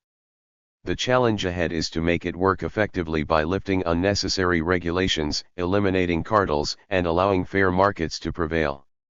And by reducing barriers to entry we will encourage new business start UPS, which are an important source of innovation." It can be questioned how far the operation of competition policy impacts on RMS behavior and performance. For example, the proportion of proposed mergers and acquisitions which are examined and then overturned is rather small.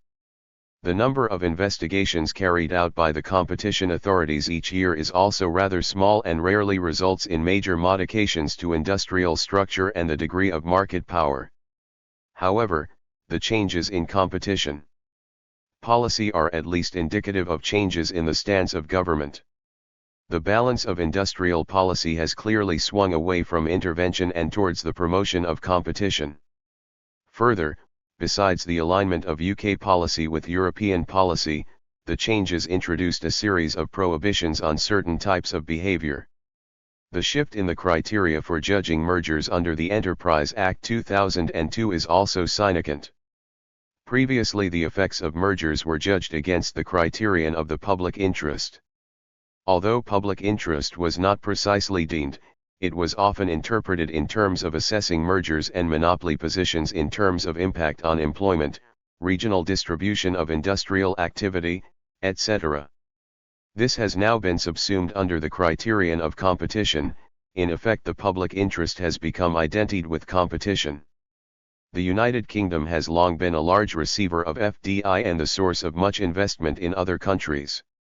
At many times, the concern expressed over FDI has involved the scale of the outward O of investment, and the degree to which that detracted from investment at home. It remains the case that the United Kingdom is generally a net exporter of FDI. At the end of 2002, the stock of inward investment stood at $638.5 billion and the outward stock at $1,033 billion. However, the policy concerns over the past 2 decades have RMLY swung in the direction of the promotion of inward FDI, rather than any attempt to limit outward investment. The general view of FDI is well summarized by DTI. International trade and investment is central to the prosperity of the UK. Businesses which trade internationally tend to be more productive and competitive than those which do not. They grow more quickly. They spend more on innovation.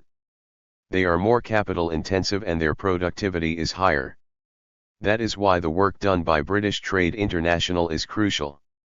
Through its networks and partners within the UK and its staff at FCO posts overseas, British Trade International helps thousands of companies each year to take their place in the global market, creating wealth and jobs, and the foreign direct investment which it brings to the UK not only creates jobs but brings about the transfer of technology, skills, and best practice to help make the UK more competitive. Furthermore, the key target of Invest UK's public service agreement is to maintain the UK's position as the number 1 location in the EU for foreign direct investment. This is measured by trends in the UK stock of FDI, as recorded in the United Nations Conference on Trade and Development World Investment Report League Table of Inward Stock of Foreign Investment. 2. It is also worth quoting the information sheet of UK Trade and Investment. The flexible approach to skills, training, and employment that characterizes UK businesses and workers is reinforced by a well-regulated labour market that offers highly competitive staff costs, with one of the lowest social security costs in Europe, a truly international and multicultural workforce, wage costs that are highly competitive, social costs on wage bills that are amongst the lowest in Western Europe. Businesses in the UK have long benefited from one of the lowest corporate tax rates, making it one of the most competitive and attractive business locations. The UK has a highly flexible labour market, which enables foreign investors to use a great deal of flexibility in their employment and management of staff. In the UK, employees are used to working hard for their employers. In 2001, the average hours usually worked per week by full-time employees were 45.1 hours for males and 40.7 hours for females. The EU average was 40.9 hours and 38.8 hours for males and females respectively. UK law does not oblige employers to provide a written employment contract. 3. The enhanced use of competition policy does not itself represent a major change from pre-1979 policies, though the sole emphasis on competition rather than public interest is a telltale sign of a change in outlook. Similarly, the policies towards FDI are not a sharp change, in that FDI into the United Kingdom has never been discouraged. but these policies have been given much more prominence as previous forms of industrial intervention and of regional policy have been discarded. Macroeconomic policy. At the risk of considerable oversimplification, in the era before 1979 macroeconomic policy had been primarily skull policy, though monetary policy was of increasing importance during the 1970s, not to forget, of course, incomes policies, especially what was then known, in the old labor government of the 1970s, as the social contract. The objectives of macroeconomic policy were often recited as being full employment, low innovation, growth, and a sustainable balance of payments position. Some commitment by government to full employment could be traced back to the White Paper of 1944. It became clear, as unemployment mounted during the 1970s and into the 1980s, that any pretense of seeking to secure full employment had been dropped, and the Keynesian notion that skull policy could generate sufficient demand to reach full employment had also been jettisoned. The thrust of this approach was questioned, however, in the 1970s, in view of the inflationary pressures throughout that decade, leading to the demise of skull policy and to the upgrading of monetary policy and the institutionalization of independent central banks. The end of the Keynesian demand management era is often linked with the speech of Labour Prime Minister James Callaghan to the Labour Party conference in October 1976, when he argued that, "We used to think that you could spend your way out of a recession, and increase employment by cutting taxes and boosting government spending. I tell you in all candor that that option no longer exists, and that insofar as it ever did exist, it only worked by injecting a bigger dose of innovation into the system." The general approach is well illustrated by a white paper in which it was argued that the one thing clearly not responsible for unemployment is lack of demand. Demand has grown by about 8% in each of the last 2 years, giving ample scope for higher output and more jobs. The problem has been that too much of the growth has been dissipated in higher prices and in higher pay for those with jobs, effectively at the expense of those without. It was instead argued that unemployment wreaks our economy's failure to adjust to the circumstances and opportunities of today, to the changing pattern of consumer demand, to new competition from abroad, to innovation and technological development, and to world economic pressures. The countries that have met this challenge successfully are those with efficient, competitive, innovative and responsible labor and goods markets. Improving the working of the labor market is particularly important. Jobs will be created to the extent that people are prepared to work at wages that employers can afford. The biggest single cause of our high unemployment is the failure of our job market, the weak link in our economy. To think of workers as part of a market is not to devalue them, it is to recognize that the realities of economic life are not waived just because the factors are people, not things. The adoption of the medium-term financial strategy in 1980 signaled a belief in the power of monetary policy to control inflation, which became the key objective of macroeconomic policy, and the gearing of skull policy to the achievement of monetary targets. Monetarism promised a relatively easy way of reducing inflation, reduce the growth of the money stock. Some economists argued that it would be fairly painless, people would quickly adjust their inflationary expectations in light of the declared intention for growth of the money stock to come down, and any unemployment would be temporary, as the economy soon bounced back to the natural rate of unemployment. Further, reductions in unemployment benefits and in marginal tax rates and removal of trade union privileges would lower the natural rate of unemployment. Monetarism soon proved to be a false prophet. Controlling the money supply failed, unemployment rose sharply and inflation remained high. But the rise of monetary policy and the shift of objectives to inflation and away from full employment remained. Indeed, it continues to this day under New Labour, what we have elsewhere labeled New Monetarism. Monetary policy has shifted away from aiming for a money supply target to the use of a central bank determined interest rate.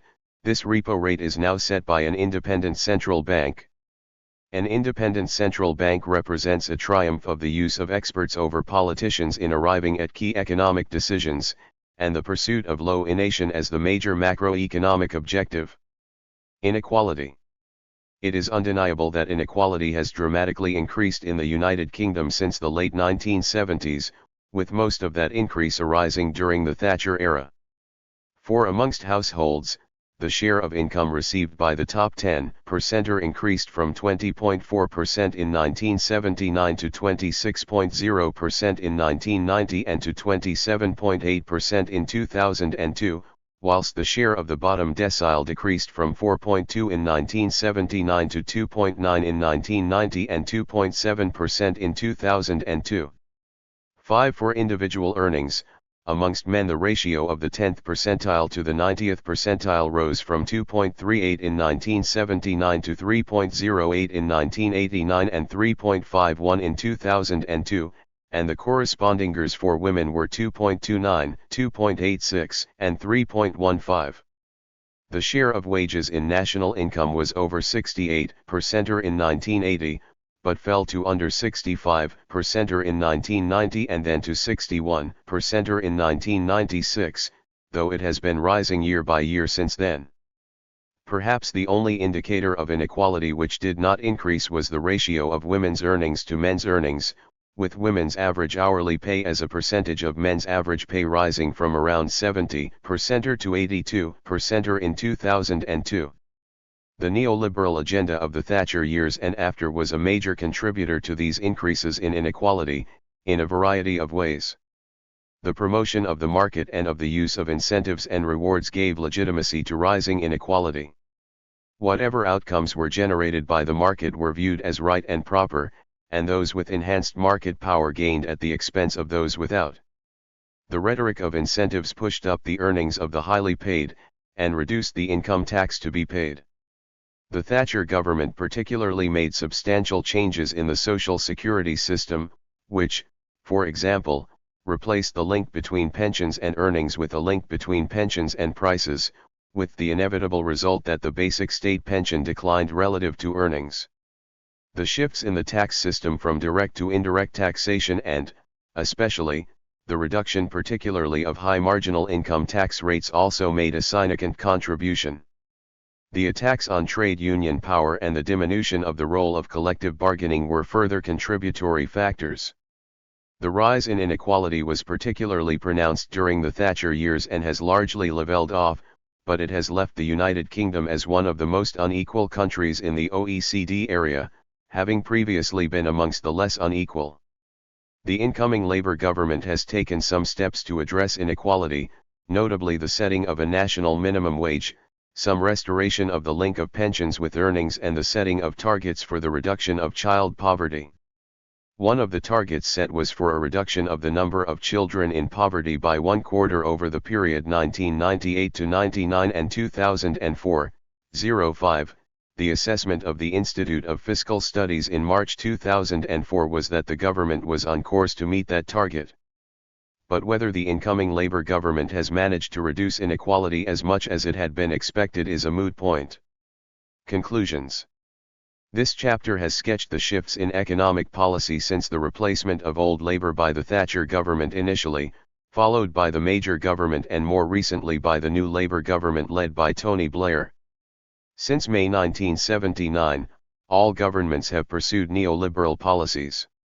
The chapter has also covered issues such as privatization, macroeconomic policy, industrial policy, and inequality. It was shown that there is a clear departure from the economic policies pursued by the old Labour government, which have been replaced ever since May 1979. 24. European integration as a vehicle of neoliberal hegemony. John Milios. 20 years of neoliberal policies in Europe have influenced every aspect of social life. Starting from the late 1970s in most European countries, the privatization of the welfare state, the downsizing of government, the emergence of new forms of social exclusion, the increasing unemployment and the polarization of wages, and the free market delivery systems for health, education, and welfare are changes which affect not only the economy but also the politics of European societies. According to the conventional wisdom of official thinking, what is involved is a transition period until there is an upturn in investments corresponding to a rise in business profits, whereupon a new virtuous circle of development will get underway, with rising incomes. Yet, despite a clear recovery in PROT levels and decreasing public deficits and innovation rates, neither investments nor economic growth rates are near the levels required for recovery in employment and living standards anywhere in Europe. On the contrary, the economic situation of broad social strata is deteriorating. In the name of private interest and the lawless workings of the market, social considerations take second place. As no alternative has been created to this way of managing public affairs in Europe, neoliberal economic strategies of Deschen are continuously rejuvenated, despite falling prices and skill stabilization. Within this framework, mists and the marginalized are perceived as a burden. Even the so-called progressive socialist parties regard the cost of solidarity as unacceptably high. This chapter focuses on the way that the ruling social, economic, and political forces in Europe have channeled the process of European integration into an apparatus ensuring and reproducing the hegemony of neoliberal policies and ideas in European countries. A concluding section explores what ensures the sustained hegemony of neoliberalism, and the prerequisites for a change. Different governments, same policy. In the 1980s or early 1990s, conservative parties obtained the support of the middle classes in many European countries and won elections on the strength of a clear liberal political slogan, "Let market forces act freely." GHT all forms of bureaucratic, corporatist, or monopolistic distortions of the market mechanism and the high growth rates of the past will be achieved again. This conception was then concretized in a restrictive economic program aimed at curtailing wages and social spending, deregulating markets, including the labor market, and privatizing public enterprises. However, as the promised economic prosperity failed to materialize, liberal ideologies met with diminishing public acceptance. Most conservative parties, after a period in office, lengthy in the case of Britain and Italy, shorter in, for example, France or Greece, lost elections in the middle or late 1990s to center-left parties. Despite this shift in government power, though, economic and social policies did not change much in Europe. Exactly the same conservative policy was followed, sometimes slightly leavened by measures of social protection for certain marginalized sectors of the population. What actually took place was a retreat of the political and ideological visions of the left and of social democratic intellectuals, who now convey themselves to the continuous reiteration of the simple thesis that full deregulation can never exist and that therefore center-left governments are more effective than conservative ones. Two center-left governments persist in not prioritizing the reduction of unemployment or the promotion of growth by public spending. Instead, they prioritize price stabilization, the reduction of public deficits, the promotion of labor market accessibility and the privatization of public enterprises. So they appear as moderate exponents of conservative policy, neoliberalism with a human face as it were. These policies boosted the PROT share in most European countries during the last 2 decades. Official statistics give the following data for the increase in the PROT share between 1981 and 2003, Italy, from 23.3% to 32.3%, Germany, from 26.9% to 33.6%, France, from 20.6% to 30.7%, Spain, from 25.4% to 34.5%, and the United Kingdom, from 25.6% to 26.5%. This persistence of neoliberal policies and ideas has been achieved through policies officially aiming at the promotion of economic, monetary, and political unity among EU member states. These states seem actually to have declared that the process of European integration has as a prerequisite the implementation and maintenance of neoliberal strategies. In this way, they declare that, in order to promote European unification, these strategies must remain untouched by any critique and cannot be subjected to any substantial revision or change. By identifying it with European unification, the leading political and economic forces in Europe present neoliberalism as a taboo that cannot be violated. There were 3 major agreements among EU states aiming at legitimizing neoliberalism as the means of European unification par excellence, the 1992 Maastricht Treaty on European Union, the 1996-97 Stability and Growth Pact and, most recently, the European Constitution elaborated by the European Convention, the Maastricht Criteria and the Stability Pact. In February 1992, the Treaty on European Union, signed in Maastricht, formulated certain economic convergence criteria, which were supposedly the precondition that would enable them to proceed to the third and null stage of a monetary union and to launch the single currency, low inflation and interest rates, exchange rate stability, and, above all, public deficits and government debt no higher than 3% and 60% of gross domestic product respectively. The restrictive deflationist policy adopted by EU countries before the introduction of the common currency was perpetuated after the circulation of the euro on the basis of the so-called SGP, signed in Dublin in December 1996. This pact reasserts that budgetary restrictions should remain the keystone of economic policy, as government budget deficits shall not exceed a upper limit of 3% of GDP. Countries failing to restrict public deficits to the 3% of GDP limit would have to face punitive measures, such as NEs, up to 1.5% of GDP. The SGP constitutes, therefore, an important instrument for implementing neoliberal policies of reducing the role of the state in the economy and of skill restructuring in favor of capitalist enterprises and higher income groups, in the post-Euro era. These neoliberal policies are being constantly reassessed in the Commission's broad economic policy guidelines, where, for example, we read that wage developments should remain moderate, and that monetary policy, budgetary policy, and wage growth should always be compatible with price stability and the need to enhance confidence among business and consumers in the short run.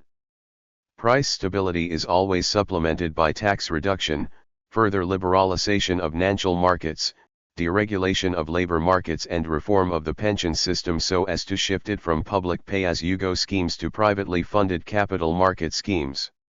However, these neoliberal policies proved to be very ineffective in the conjuncture of economic stagnation, which has hit the world capitalist economy since the turn of the century. Most European economies, following the restrictive course of the Commission's guidelines, were suddenly in danger of getting caught in a deflationary spiral. The declarations made at the Lisbon summit in March 2000, the EU economy should become the most competitive economy of the world within a decade, with an average growth rate of 3% during the current decade, have been dramatically refuted.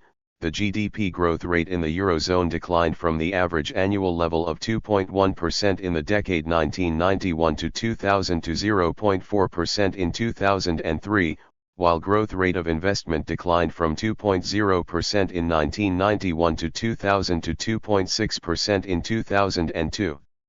Despite cuts in the systems of unemployment benefits and social welfare, the 3% of GDP limit for public deficits has proved a difficult target to meet in a conjuncture of weak growth and stagnation, coupled with tax reductions for corporate profits, capital gains, and higher incomes. In November 2002, EU finance ministers voted to discipline Portugal for missing deficit targets. However, at the same time the German finance minister warned the Commission that his country was also unlikely to comply with the SGP deficit target for 2002. In fact, the German public deficit surged from 1.4% of GDP in the year 2000 to 2.8% in 2001, 3.6% in 2002 and 4.2% in 2003, while it is expected to remain above the 3% of GDP limit until the year 2006. The situation developed in a similar pattern also in France, the second largest economy in the EU, as the country's public deficit ran over the 3% limit and reached 4.2% of GDP in 2003. As the two major EU economies involuntarily violated the SGP rules, the Commission declared, in March 2003, that the Iraq War provided an exception to EU deficit rules. However, after the protests by some of the smaller EU countries, claiming that sound policies will lose their public credibility if not followed by all countries, the Commission began a sanctions process against the two countries, which could have led to needs of as much as 0.5% of each country's GDP. However, this process was eventually abandoned by EU finance ministers, meeting in November 2003 in Brussels, who rejected the Commission's recommendations that France and Germany should immediately undertake deeper cuts in spending to comply with the SGP rules, or otherwise face sanctions. The European Central Bank immediately criticized this decision of the Council of Finance Ministers, claiming that it risks undermining the credibility of the institutional framework and the confidence in sound public finances of the EU countries. The SGP has not been renounced, it was simply broken as a consequence of stagnation, aggravated by restrictive neoliberal policies. By abstaining from punitive measures against France and Germany, European countries reasserted their national authority over their own budgets. However, they still insist on following the neoliberal course, despite the fact that it was proved to aggravate stagnation and thus to be a major obstacle to more employment and growth. EU enlargement and the draft constitution. In May 2004, 10 new member states entered the EU, these include Cyprus, Malta, and 8 Central and Eastern European countries. To be accepted into the EU, these countries have followed the restrictive policies connected with the most strict criteria and the SGP, despite the fact that some of them face major macroeconomic imbalances and a high unemployment rate. The accession of 2 more countries is planned for 2007 or 2008.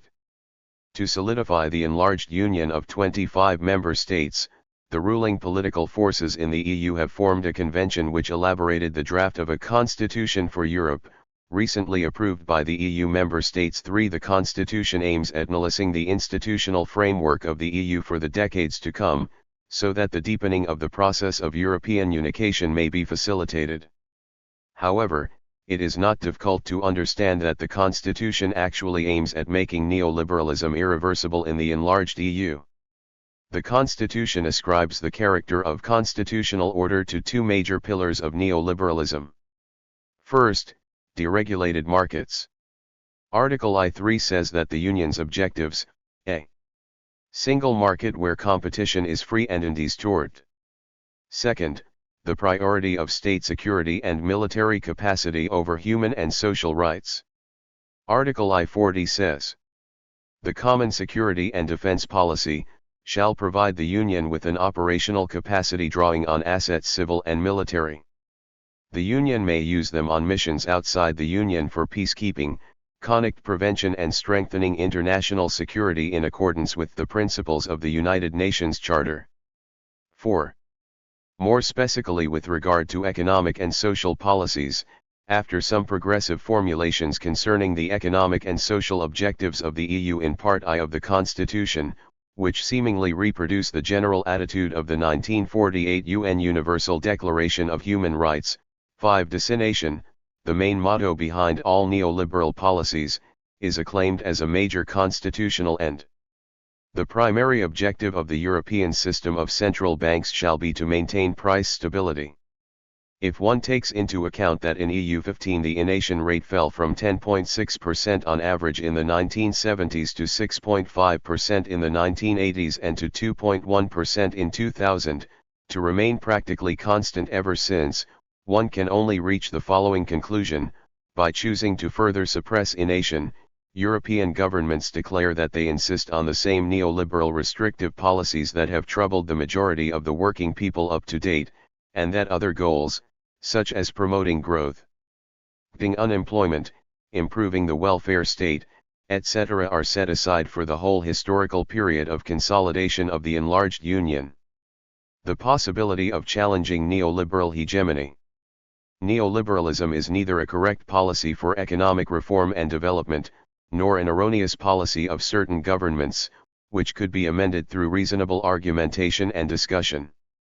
It is a class policy, aiming at reshaping the relation of forces between capital and labor on all social levels to the benefit of capital. It is a class offensive of capital against labor. So far the capitalist offensive against labor has been resoundingly successful. It has succeeded in reducing labor's share in the net product. In the EU15, It fell from an average of 73.9% in the period 1971 to 80 to an estimated average of 68.3% for the period 2001-05. In other words, it has changed the relation of forces in favor of capital. Indeed, as a result, a specific type of social consensus has been created, based on the acceptance by the laboring class of capitalist ideas and objectives. Isn't it consensus when trade unions accept that a key issue in social dialogue is how to increase profitability, or how to secure the national or European economy's competitive position in the global economy? It is consensus between the winners and the defeated. By the same token, the post-Second World War welfare state can be seen as the product of class polarization in the context of a balance of forces which no longer exists.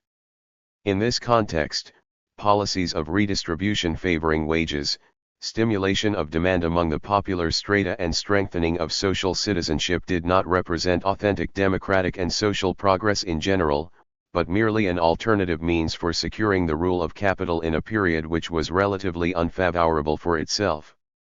It is clear then, that such policies, i.e. an anti-neoliberal agenda, cannot be implemented unless a radical shift in the present balance of forces between capital and labor takes place. However, in order to establish a new distribution of the social balance of forces, the working classes must once again elaborate their own autonomous class objectives, independently of the capitalist imperative of labor discipline and profit maximization. For this to be possible, labor must recreate its anti-capitalist strategy of social transformation. This is the great challenge that the movements against capitalist globalization, rapidly growing in practically every part of the globe during the last years, are actually facing. Furthermore, the previous section has shown that the ruling social and political forces in Europe have managed to legitimize neoliberal policies as the means par excellence for economic convergence and European unification. Neoliberal economic and social policies in Europe have been shaped in the form of common European policies, convergence criteria and a common European constitutional framework. The process of European unification is thus being transformed into an ideological and political weapon of the European capitalist classes. In their conflict with the laboring classes, it is used as a vehicle for neoliberalism, as it has been identified with the formulation and implementation of economic and social policies of austerity, privatization, market deregulation, and suppression of rights. This conclusion does not lead, though, to anti-European theses, but it rather emphasizes once more the importance of the formulation of an alternative strategy all over Europe that would promote the interests of the European laboring classes. Demands for a complete rewriting of the EU's anti-democratic and decentralized institutional structure and political agenda are motivated not by anti-Europeanism but by anti-neoliberalism and anti-capitalism, social reform, democratization, and the shaping of a strategy of radical change aimed at overthrowing capitalism and displacing it with an egalitarian and humane social order, i.e. communism. 25. Neoliberalism, the Eastern European frontier. Jan Toporowski. Neoliberalism emerged as government policy in Eastern Europe as a result of the financial crisis of the communist state, which created a dependence on financial inaus from Western financial institutions. After a period of economic and financial crisis, economies stabilized and even resumed a growth path, but with high unemployment and rising social and economic inequalities. The post-communist countries then divided into those that are being drawn into a specific Western European kind of neoliberalism, as candidate members of the European Union, and those that gravitate between Western Europe and the business oligarchy model of post-Putin Russia. In his classic book The Great Transformation, Karl Polanyi described economic liberalism as the rolling back of the onions of social and political institutions in order to allow spontaneous market forces to operate freely. As long as the markets were well coordinated, then the system appeared to operate effectively, as the classical economic liberals, Adam Smith and John Stuart Mill, believed it would. But Polanyi pointed out that the appearance of spontaneous order, which so attracted right-wing ideologues such as Friedrich von Hayek or Karl Popper, depended on a very fragile international financial system. When that broke down, After the First World War, the institutions to hold societies together were not there to prevent a descent into barbarism and war. In Eastern Europe, under communism, the integrating factor that prevented that descent was the state. This does not mean that communist rule did not have barbaric episodes. However, by the 1970s the system was sufficiently stable to ensure that political outrages such as the Ukrainian famine, the political purges of the 1930s and the 1950s, the shooting of workers in Berlin in 1953, in Hungary in 1956 and in Poland in 1956 and 1970, anti-Semitic campaigns in 1968 and the late 1970s, the invasion of Czechoslovakia in 1968, were episodic occurrences. In the 1970s and 1980s, what came to be known as Brezhnevism ensured a degree of economic integration among the countries in the Soviet sphere of influence, and redistributed income around those countries and their regions, to secure minimal standards of living for their populations. The economic integration consisted of the Soviet state and Allied states coordinating larger common investment projects, and trade between those countries through the Council for Mutual Economic Assistance. The minimal standards of living tended to be higher in border regions where nationalist traditions or envy of more advanced neighbors needed to be kept in rein. The system was brought down by a combination of circumstances. U.S. militarists have tended to emphasize the part played by the arms race initiated by the U.S. president during the 1980s, Ronald Reagan. This supposedly forced the Soviet Union to devote such resources to military hardware and infrastructure, especially in Afghanistan, where the Soviet army was defending a friendly regime against Islamic fundamentalists and Afghan nationalists, that it brought down communism. However, another factor was the emergence in the communist countries of an educated middle class who compared their standards of consumption unfavorably with the middle classes of Western Europe and North America.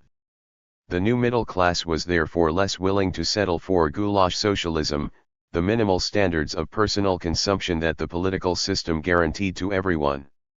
When this dissatisfaction with relatively low living standards spread to the workers, in whose name communist parties ruled, the fate of the communist regimes was sealed. Internationally, the most serious economic difficulty was created by a dramatic rise in the indebtedness to Western capitalist banks of those countries which tried to buy technological progress during the 1970s and 1980s. In an effort to improve the standard of their industrial products, countries such as Poland and Hungary borrowed heavily to buy advanced equipment and technology. Like many countries in the developing world, the prospectus on which the debt was drawn largely depended on increasing exports to the capitalist West. As the West plunged into recession after the oil price shock of 1974, and interest rates rose dramatically at the end of the 1970s, Hungary and Poland were forced to join the queue of developing countries seeking rescheduling of their debt at the end of 1982. In fact, they got better terms in their rescheduling because the Soviet Union was obliged to assist, at least in some degree. The system came to an end when the last Soviet president, Mikhail Gorbachev, introduced a restructuring and transparency that not only revealed corruption. His Soviet government also obliged Allied governments to take responsibility for their own foreign debts. The alternative source of assistance was the International Monetary Fund. Initially this tried to maintain that its assistance was purely technical and unrelated to the political makeup of the borrowing government. But with the communist system at the end of the 1980s running out of ideas to renew its political and economic momentum, and running out of foreign currency to service external debts, it became apparent who could get the best deal out of the IMF. Thus neoliberalism in Eastern Europe was born. The RST stage of post-communism in Eastern Europe consisted of the removal of barriers to foreign trade, and the imposition of fiscal austerity in order to secure the IMF support needed to alleviate the post-communist government's desperate shortage of Western currency. This forced governments to withdraw the financial safety net that effectively guaranteed state industries in the region. Consumer demand, long held back by the absence of consumer goods, or their poor quality, was redirected to consumer goods imported from the West. Consumption goods. Industries were faced with a collapse in their markets, while investment goods industries lost the markets that were guaranteed by state investment and CMEA coordination of investment. However, the guaranteed incomes and welfare payments that were such a notable feature of communism remained in place, because their removal would have been too unpopular for the new democratically elected governments to contemplate. The result was a catastrophic fall in industrial production and hyperinflation. Statistics from this period are very unreliable, because of the rapid structural changes that occurred. Some industries collapsed altogether. One has only to think of the East German Trabant cars, which went out of production because no one wanted to buy them after better Western models became available. The other major change was a rapid widening of income differentials. Fortunes were made virtually overnight through supplying foreign consumer goods into the market, or taking over ownership of state economic assets through insider agreements and reselling them, or securing outside finance for their management. This last, known as wildcat privatization, resulted in what later came to be known as the maw capitalism that prevails in the former Soviet Union. At the other extreme, many more individuals and families were plunged into poverty as state and local enterprises ran out of money to pay wages. With the fall in industrial production and the removal of the elaborate system of industrial cross-subsidies that kept the communist industrial system operating, unemployment rose. Frequently this reached as much as half of the labor force in provincial towns and villages situated away from the new trade and where the state no longer supported industry. Eastern European neoliberalism. It was at the start of the 1990s that neoliberalism became a policy alternative in Eastern Europe. Taking their inspiration from the economists at the University of Chicago, a number of politicians and economists argued that providing rights of ownership, enforcing contracts, and removing the state from economic activity would normalize the economy and generate an economic recovery. Curiously, they always were only a minority of economists and politicians, but their allegiance to Chicago neoliberalism and the U.S. economic model implied the support of the United States government and the Washington institutions, the IMF, and the World Bank. The very simplicity of their recipe for emulating the economic success of the United States, ownership rights, privatization, low taxes, but government budgets balanced in a very un-American way for low inflation, gave them the support of much of the new business elite. However, behind this was a kind of à la carte capitalism, suggesting that the rest of the world offered a free political choice between the whole range of political and economic institutions in existence and implying that a new start could be made and the legacy of history thrown off. This kind of voluntarism, or action based on a belief that all that was needed to create a new system was a political decision, has deep roots in Eastern Europe. Since the 18th century, a revolutionary utopian tradition had emerged in reaction to the backward authoritarianism of Eastern Europe. This utopian tradition urged the establishment of Western institutions in order to bring Eastern Europe into the modern world.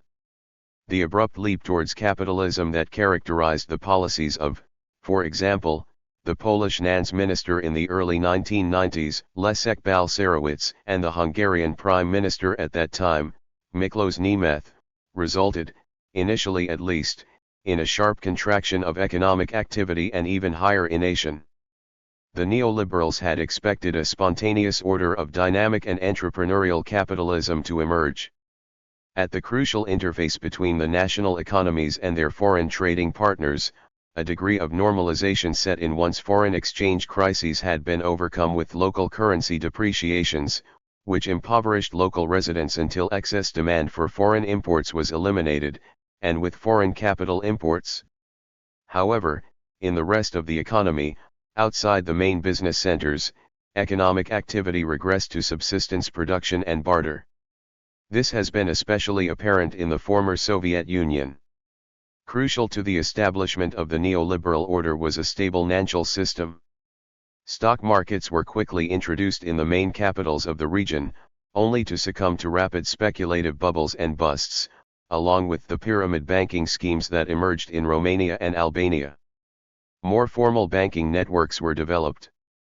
But the rapid expansion of credit payments among households and RMS-masked bank balance sheets weighed down with debts to state enterprises that could not be serviced or recovered. Smaller banks failed. Larger ones had to be renationalized, for example in the Czech Republic, to prevent wider financial crises. Privatization was only a limited success. Smaller retail service outlets, whose capital was of relatively low value, were either already private or were also quickly sold. The more profitable, or potentially profitable, state companies in manufacturing, took rather more time to sell. When nearly transferred to the private sector, it was usually at a minimal price, to Western companies that could afford to re-equip plants that had suffered from years of underinvestment. Heavier extractive undertakings, in the oil and coal industries of Russia and the Central Asian republics for example, were transferred, in effect if not quite legally, to managers often with opaque connections with Western transnational companies. This left governments in the region owning the heavy engineering plants that were the pride of communist industrialization. Many of these had not had new equipment put into them since the 1970s. Government budgets, already weighed down by the high social costs of transition to capitalism, had no money to spare for further investment in the remaining state industries. The result was the continuing decline of these industries. Since their plants had initially been located in areas of high surplus labor, this decline has exacerbated unemployment in regions already badly affected by the transition to capitalism. In spite of an overall increase in the population, employment in Eastern Europe remains below the peak reached in 1980. Neoliberalism failed in Eastern Europe because the imposition of what the Hungarian economist János Kornai called a hard budget constraint on business and industry overlooked the safety valve which gives Western capitalist businesses their exibility and dynamism, namely those businesses accumulated liquid reserves. These are accumulated from money held back by companies for depreciation, and from their retained profits. Such reserves allow Western companies to get by if they experience losses in some activities, and to borrow and spend more freely, because cash or near-cash reserves are available to repay borrowing or to pay for new activities. The new businesses of Eastern Europe came into a harsh capitalist world without financial reserves. This affected their creditworthiness and increased their dependence upon potentially corrupt connections with governments, multilateral lenders, and Western companies. Companies that are permanently short of liquidity do not invest much in plant and equipment, and usually try to get by with speculative activities, buying assets cheaply and selling them more expensively. Yet investment, or real capital accumulation, is the key to sustainable capitalist growth. After neoliberalism. In Eastern Europe, the RST wave of neoliberalism came to an end in the mid-1990s, and was effectively buried following the Asian crisis of 1996 and the Russian financial crisis of 1998. These revealed the weakness of any capitalism that was not based on strong financial institutions. In any case, by then governments in the region had entered into negotiations with the European Commission and Western European governments, with a view to bringing a number of Eastern European countries into the European Union. Local politics and regional sentiment largely dictated that the Baltic states, Poland, Hungary, Slovakia, Slovenia, and the Czech Republic would join in 2004, with Bulgaria and Romania coming in afterwards. The politics and economics of Western Europe are anything but neoliberal, even in those countries, such as Spain and Britain, whose governments most loudly proclaim the neoliberal creed. Western Europe has a strong statist tradition, and populations whose deep attachment to welfare state provision is difficult to overlook in democratic states.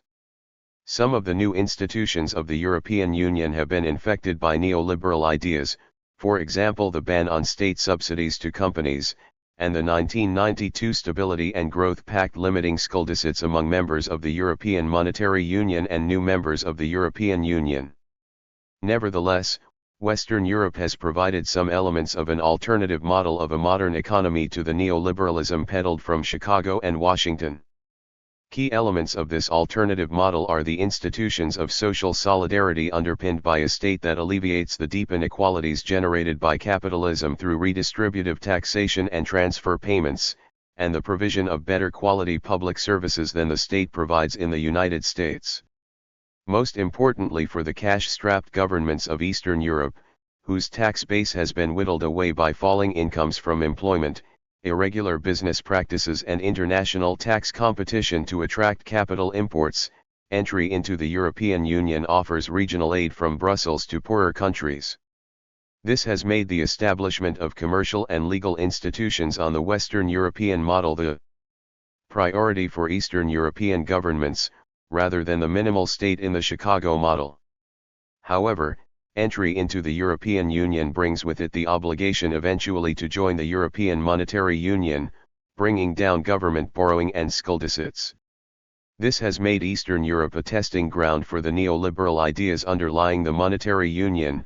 It is apparent that the founding members of the monetary union, in particular France, Germany, and Italy, have been able to evade the restrictions on their government's skull policy imposed by the monetary union.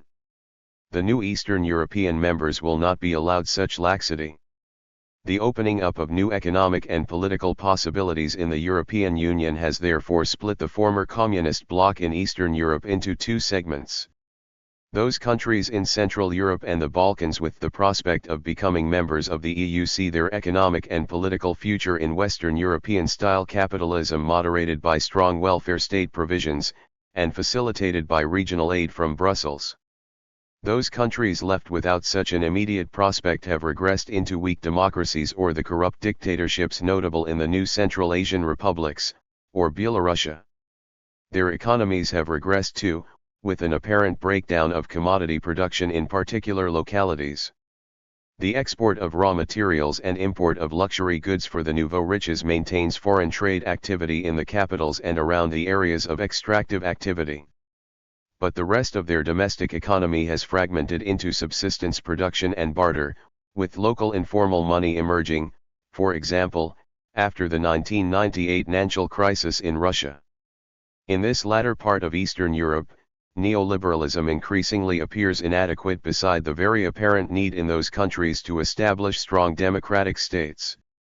Democratic institutions are necessary even under neoliberalism, if only to allow corruption to be exposed and to enforce property rights and contracts in accordance with law rather than through physical or financial coercion. Without such legal and political institutions, backed up by stable financial systems, the spontaneous order which is the mecca of neoliberalism cannot emerge. In those parts of Eastern Europe entering the European Union, where property rights have been secured after a fashion, and financial systems stabilized, neoliberalism has been reduced to addressing the present depressed phase of the business cycle in Central Europe. Here its spokespersons have echoed governments in Britain and Spain, and officials of the European Central Bank, who blame the economic depression in Central Europe on the inexability of its labor markets, high taxes, and the skull indiscipline of its governments. However, it is in the nature of capitalism that business investment, rather than skull policy or labor accommodation to employers' demands, is the key to economic growth. If business investment does not recover, then skull austerity and exible labor markets will only make the situation worse by depressing demand in the economy. If business investment rises, then no amount of labor inexability, taxation, or government spending will prevent resulting economic boom. 221. 26. The political economy of neoliberalism in Latin America. Alfredo Saad Filho ***. This chapter examines the transition from import substituting industrialization to neoliberalism in Latin America and reassesses the performance of neoliberal policies in this region, with special reference to the largest countries in the area, Argentina, Brazil, and Mexico. 4 features of this region provide the background to this study.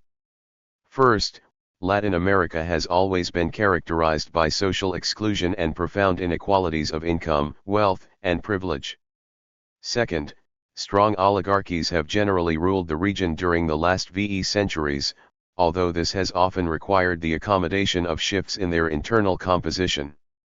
Third, Latin American states were created in order to uphold the principles of social exclusion, oligarchic rule, and ruthless exploitation of the majority, including the native population, slaves, poor immigrants and, more recently, peasants and formal and informal wage workers. These states tend to respond vigorously when inequality and privilege are challenged from below. In contrast, they generally react ambiguously and only weakly when the rules of the game are challenged by sections of the elite. Fourth, Latin American states have always intervened heavily in order to promote and regulate economic activity, including the enforcement of property rights, infrastructure provision, NANS, export priorities and labor supply. They have also played an essential role in social engineering, usually as part of their promotion of selected economic activities. However, conflicts and divisions among the elite have often limited the efficacy of these policies and led to the adoption of inconsistent economic strategies. This chapter reviews two examples of policy incoherence, ISI, and neoliberalism. Their inconsistencies can be analyzed at two levels: the internal micro and macroeconomic limitations preventing these policies from achieving their stated aims, and the external limits imposed by their exacerbation of the existing social conflicts. ISI and its limits. ISI was the emblematic economic policy in Latin America between 1930 and 1980. ISI is an economic strategy based on the sequenced expansion of manufacturing industry, with the objective of replacing imports. The internalization of manufacturing typically begins with the production of non-durable consumer goods. It later deepens to include durable consumer goods, simple chemical and pharmaceutical products and non-metallic minerals. In the large countries, ISI can reach a further stage, including the production of steel, capital goods, and even technologically complex goods. This economic strategy was associated with a specific type of property relations, a type of social division of labor. Generally, the production of non-durable and capital goods was undertaken by domestic capital, while durable consumer goods were produced by transnational companies. Infrastructure and basic goods were normally provided by state-owned enterprises. Finally, state-owned banks played an important role in the provision of credit, especially for industrial development and economic diversification. ISI was undeniably successful on several grounds. For example, between 1933 and 1980 the average annual economic growth rates in Brazil and Mexico were, respectively, 6.3 and 6.4%. This outstanding performance is indistinguishable from that of the East Asian miracle cases of South Korea and Taiwan. In spite of these important achievements, Latin American ISI was also severely limited, for VE main reasons. First, its inability to overcome the scarcity of foreign exchange, leading to persistent balance of payments difficulties, which were one of the main causes of economic volatility during ISI. Second, the fragility and inefficiency of the domestic financial system, which failed to provide long-term finance for industrial development. Consequently, manufacturing investment was funded primarily by FDI, foreign loans, state-owned banks, state subsidies, and RMS own resources. This combination of sources of finance would eventually prove to be unsustainable. Third, fiscal fragility, because of the yawning gap between the budgetary demands of the activist industrial policies required by ISI, and the tax revenues available. This gap was due largely to social divisions and elite resistance against taxation. The inability of Latin American states to fool their industrial policy roles while balancing their books led to persistent fiscal deficits, ination, and the accumulation of sizable debts by central and local governments. Fourth, ination. Under ISI, ination was, on the one hand, a product of distributional conflicts, in which social groups fought for shares of the national income through higher prices, taxes, and wage demands. On the other hand, it was a consequence of the limitations of the accumulation strategy, especially the persistent financial difficulties of governments and private RMS. Specifically, insufficient taxation compelled governments to finance their expenditures through deficit spending, while financial fragility induced RMS to fund their investment through price hikes and retained earnings. Finally, lack of policy coordination. Latin American states could rarely exercise the degree of coordination of economic activity required by their developmental objectives. They were constrained by conflicts within the elite and between the elite and the majority of the population, they were frustrated by their country's dependence on foreign capital and technology, and states gradually became entangled in bitter conflicts between poorly coordinated economic sectors. Most states were eventually overwhelmed by the demographic, social, cultural, and political changes wrought by ISI. Latin American economies have shown increasing signs of stress since the mid-1960s, but the fragility of ISI was fully exposed only by the 1982 international debt crisis. The crisis showed that the combination of interventionist industrial policies, short-termist and speculative financial systems, weak tax systems and bubbling social discord was unsustainable. Economic symptoms of these tensions included financial crises, capitalite, economic stagnation and hyperinflation. In most countries they were accompanied by severe political instability. The neoliberal transition. The Latin American crisis of the early 1980s was part and parcel of the worldwide shift towards neoliberalism. The crisis was unleashed by the international economic slowdown that accompanied the disintegration of the Bretton Woods system. It was postponed by the accumulation of foreign debt facilitated by the new international financial architecture, and it erupted when the United States imposed punitively high interest rates on borrowers around the world, as part of its own neoliberal transition. The effects of the debt crisis were devastating. In 1972, the total foreign debt of Latin America was $31.3 billion, and it exceeded 33% of GDP only in Nicaragua, Peru, and Bolivia. In the late 1980s, the debt reached $430 billion, and it exceeded 33% of GDP in every single country in the region. The growth of the debt stock and higher international interest rates made interest payments explode. They increased from 1% of GDP in most countries in 1972 to, on average, 5.4% of GDP in 1983. The Latin American foreign debt reached $750 billion at the turn of the millennium, and interest payments still exceed 2.5% of GDP almost everywhere. Argentina, Bolivia, Chile, Costa Rica, and Nicaragua have been penalized especially harshly. Economic growth stalled, wages plummeted, and inflation skyrocketed in the wake of the crisis. It became easy to accept that ISI had collapsed, and equally easy to argue that it should be replaced by neoliberalism. This was the viewpoint promoted by the U.S. government, the IMF, the World Bank and important sections of the Latin American elite. Their economic and ideological pressure, and the ferocity of the crisis, eventually created a new elite consensus in the region.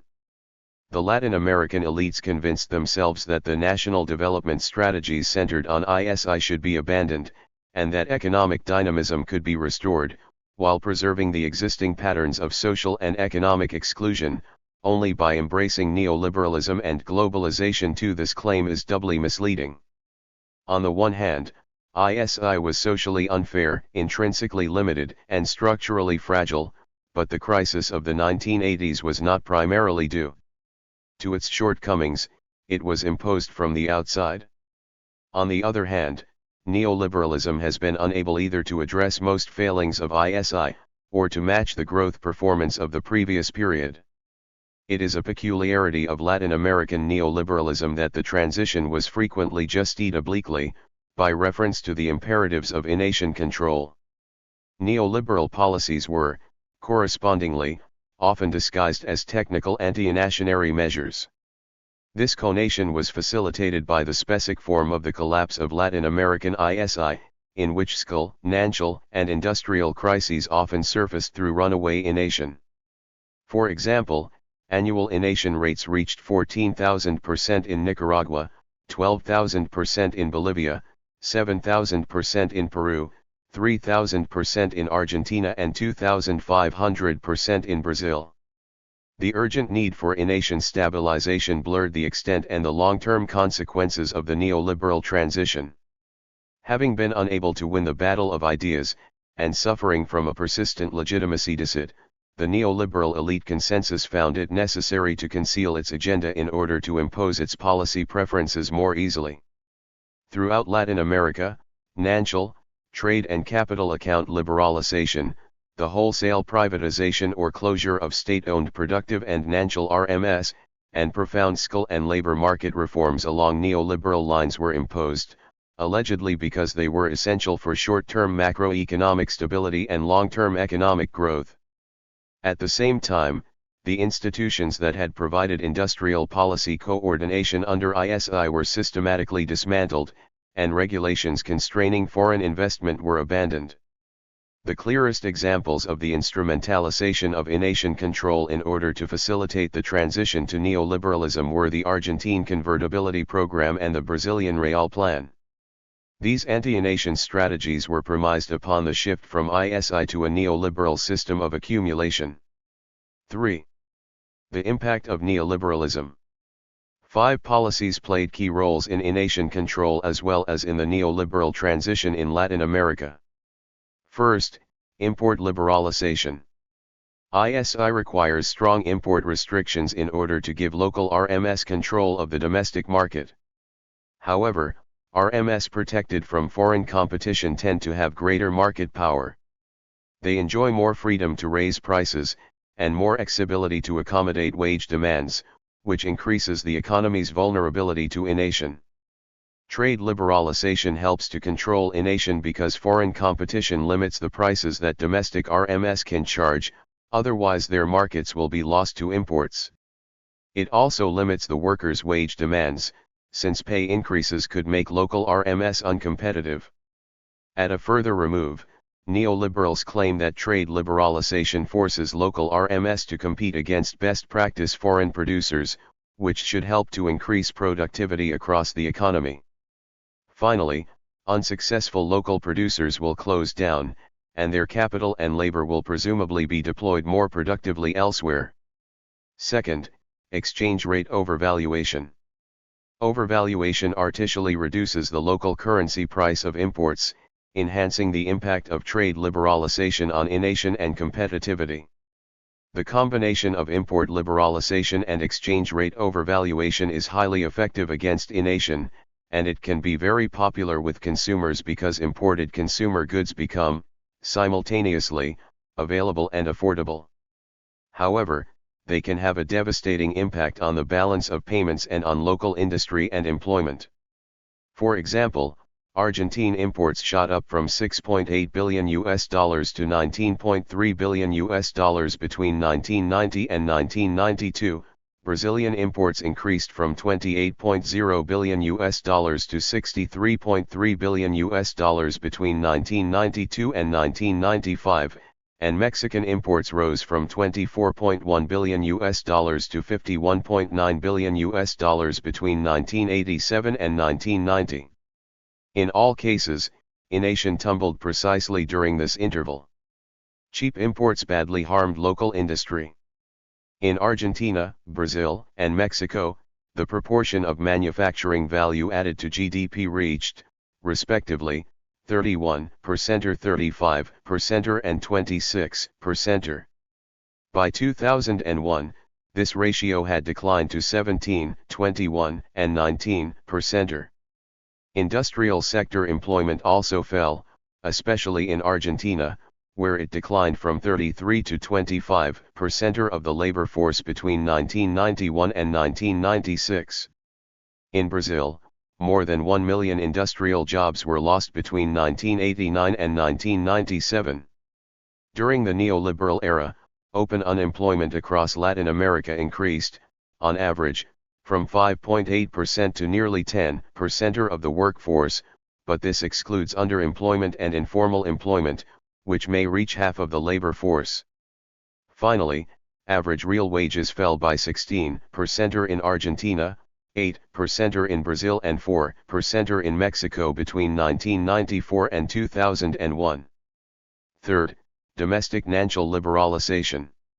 It was expected that the deregulation of the national sector would help to increase savings and the availability of funds for investment.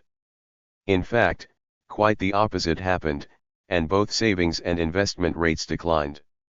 In Argentina, savings fell from 22 to 17% of GDP in 10 years after 1989. In Brazil, they fell 8 points, to only 20% of GDP, between 1985 and 2001.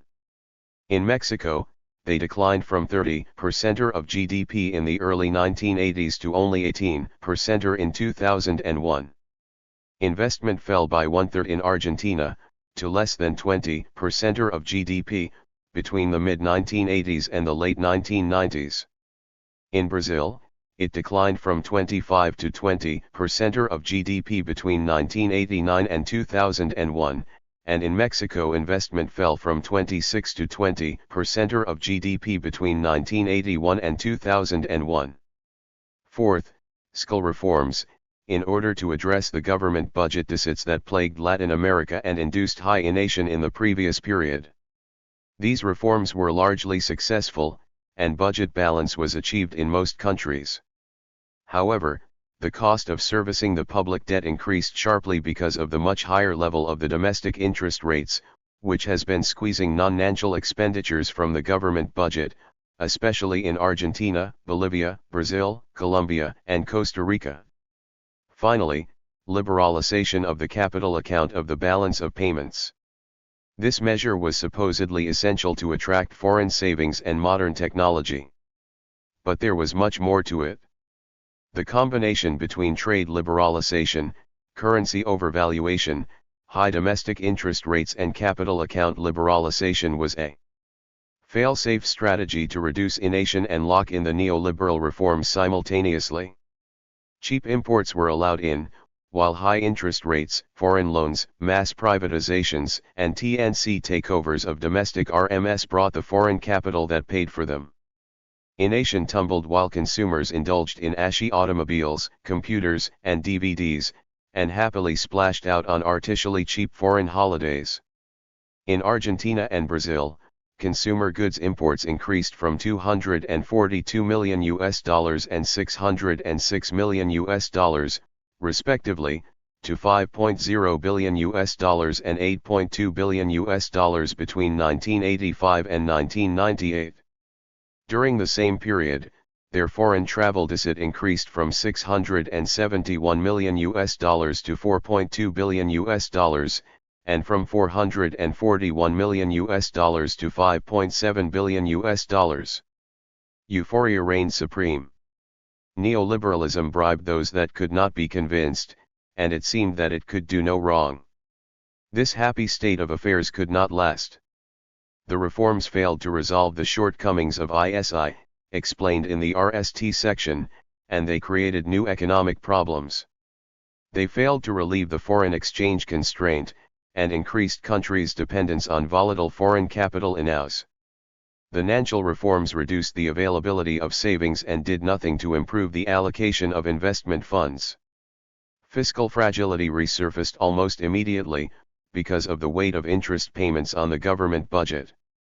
Finally, economic coordination suffered, because of the dismantling of specialist state institutions, the hollowing out of the industrial chains built during ISI and the reduction of the local content of manufacturing production.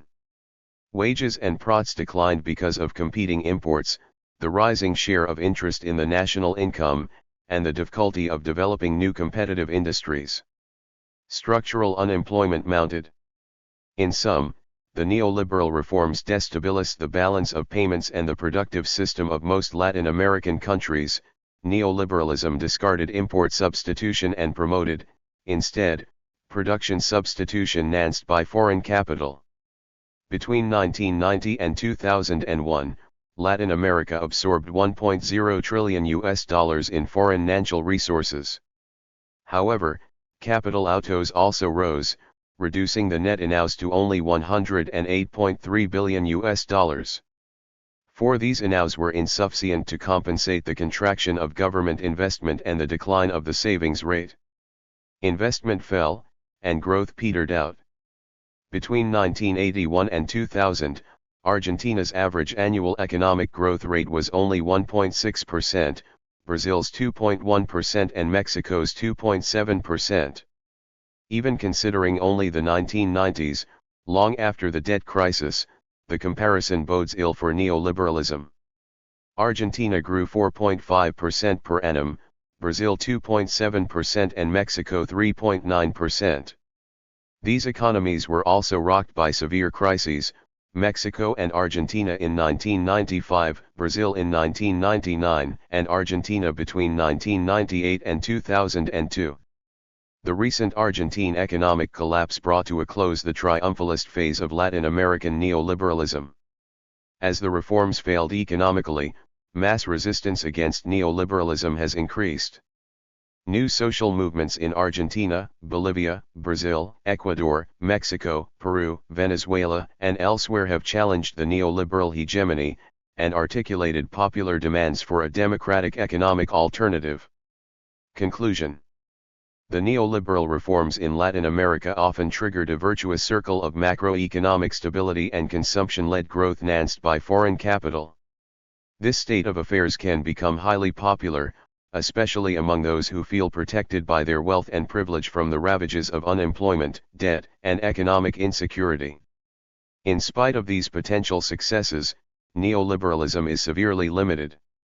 If the required capital inflows fail to arrive, as they did in the mid-1990s and in 2000, countries must scramble to attract short-term funds by raising interest rates and cutting state expenditures in the name of credibility.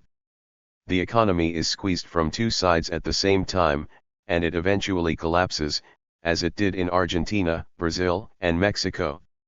Neoliberalism is fragile not only because of its own intrinsic limitations, but also because the reforms have failed to address the most important shortcomings of ISI.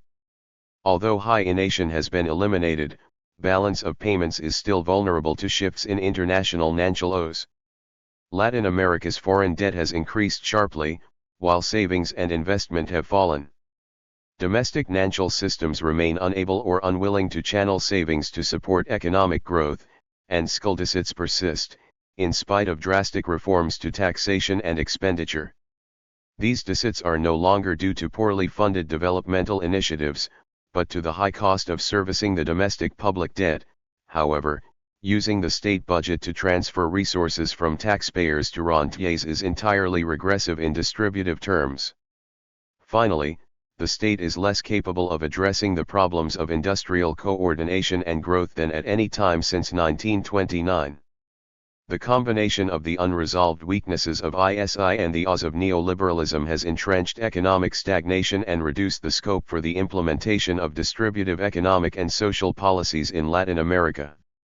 Rising popular resistance against neoliberalism shows that policy alternatives are urgently needed. This challenge is not limited to the election of governments programmatically committed to the search for an alternative economic model. After several elusive victories, it must be admitted that attempts to vote away the neoliberal reforms are bound to fail. For these reforms are not limited to ideology or policy choice. They have acquired a material basis in the transformations that they have wrought on the economic fabric of Latin America. The tripartite division of labor between domestic, foreign, and state-owned capital has been dismantled. Most SOEs were privatized, and foreign and domestic capital have established alliances at the level of RMS across most market segments. Strategically important production chains established at high cost under ISI have been undone. Latin American finance has become closely bound up with the global circulation of capital, and the state has been transformed into the armed wing of the neoliberal elite consensus. The construction of a new economic, social, and political model will be costly and time-consuming. It can best be achieved at a regional level, or even globally, in the context of preferential links with middle-income economies in Asia and Africa. And it will never happen unless mass mobilizations are sufficiently strong and decisive not only to demand change from governments, or even changes of government, but also to entrench popular organizations inside the state, while preserving their political integrity, mass roots, and accountability to the vast majority of the population. The construction of this new wave of popular movements is the most important challenge for the Latin American left during the next decade. 27. Neoliberalism in Sub-Saharan Africa, from Structural Adjustment to NEPAD. Patrick Bond.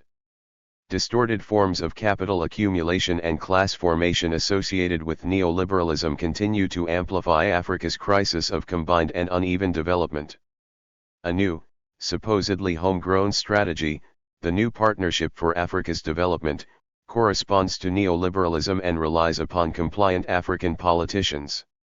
There is little prospect that other mild-mannered global-scale initiatives being promoted by post-Washington consensus reformers, for example, lower U.S. and European Union agricultural subsidies, a little more debt relief, or slightly better access to brand-name antiretroviral medicines to GHT/AIDS, will change matters, aside from increasing African elite acquiescence in the structures of power that keep the continent impoverished.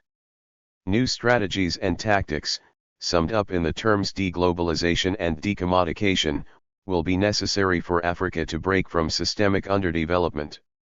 The continent's leading popular movements are taking steps in these directions. Interlocking intellectual traditions of African political economy and radical political science have long attributed the continent's post-colonial crises to both external features and internal dynamics of class formation. Amongst the contributors are great organic intellectuals whose work was suffused with political urgency, including Ake, Ammon, Biko, Cabral, Fanon, First, Kadali, Lumumba, Machel, Mamdani, Mkandawire, Nabudere, Nkrumah, Nyerere, Odinga, Onamode, Rodney, Sankara and Shivji.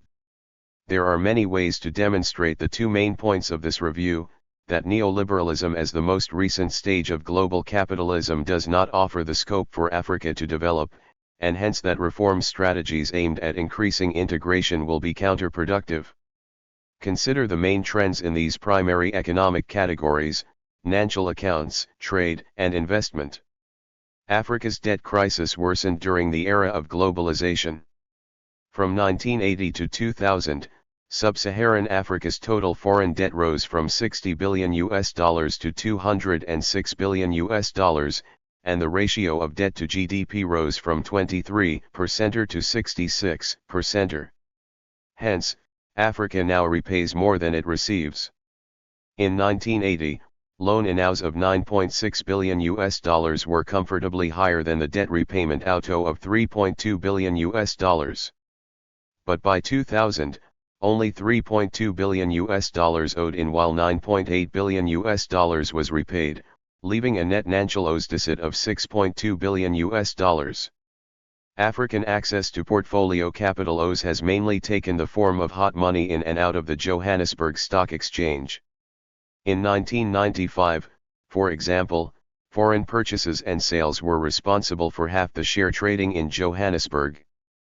But these O's have had devastating effects upon South Africa's currency, with crashes of over 30% over a period of weeks during runs in early 1996, mid-1998, and late 2001. In Zimbabwe, the November 1997 outgo of hot money crashed the currency by 74% in just 4 hours of trading. Meanwhile, donor aid to Africa dropped 40% in real terms during the 1990s, in the wake of the West's Cold War victory. Most such aid is siphoned off beforehand by bureaucracies and home country corporations, or is used for ideological purposes instead of for meeting genuine popular needs. The then director of the Harare-based African Network on Debt and Development, OPA Kapajimpanga, remarked, "The donor-creditor countries must keep all their aid and against it write off all the debt owed by poor African countries. The bottom line would be elimination of both aid and debt because they reinforce the power relations that are contributing to the imbalances in the world. An important source of financial account outgoes from Africa that must be reversed is capitalite." James Boyce and Leons Ndikumana argue that a core group of sub-Saharan African countries whose foreign debt was $178 billion had suffered a quarter century of capitalite by elites that totaled more than $285 billion, taking capitalite as a measure of private external assets, and calculating net external assets as private external assets minus public external debts. Sub-Saharan Africa thus appears to be a net creditor vis-a-vis the rest of the world.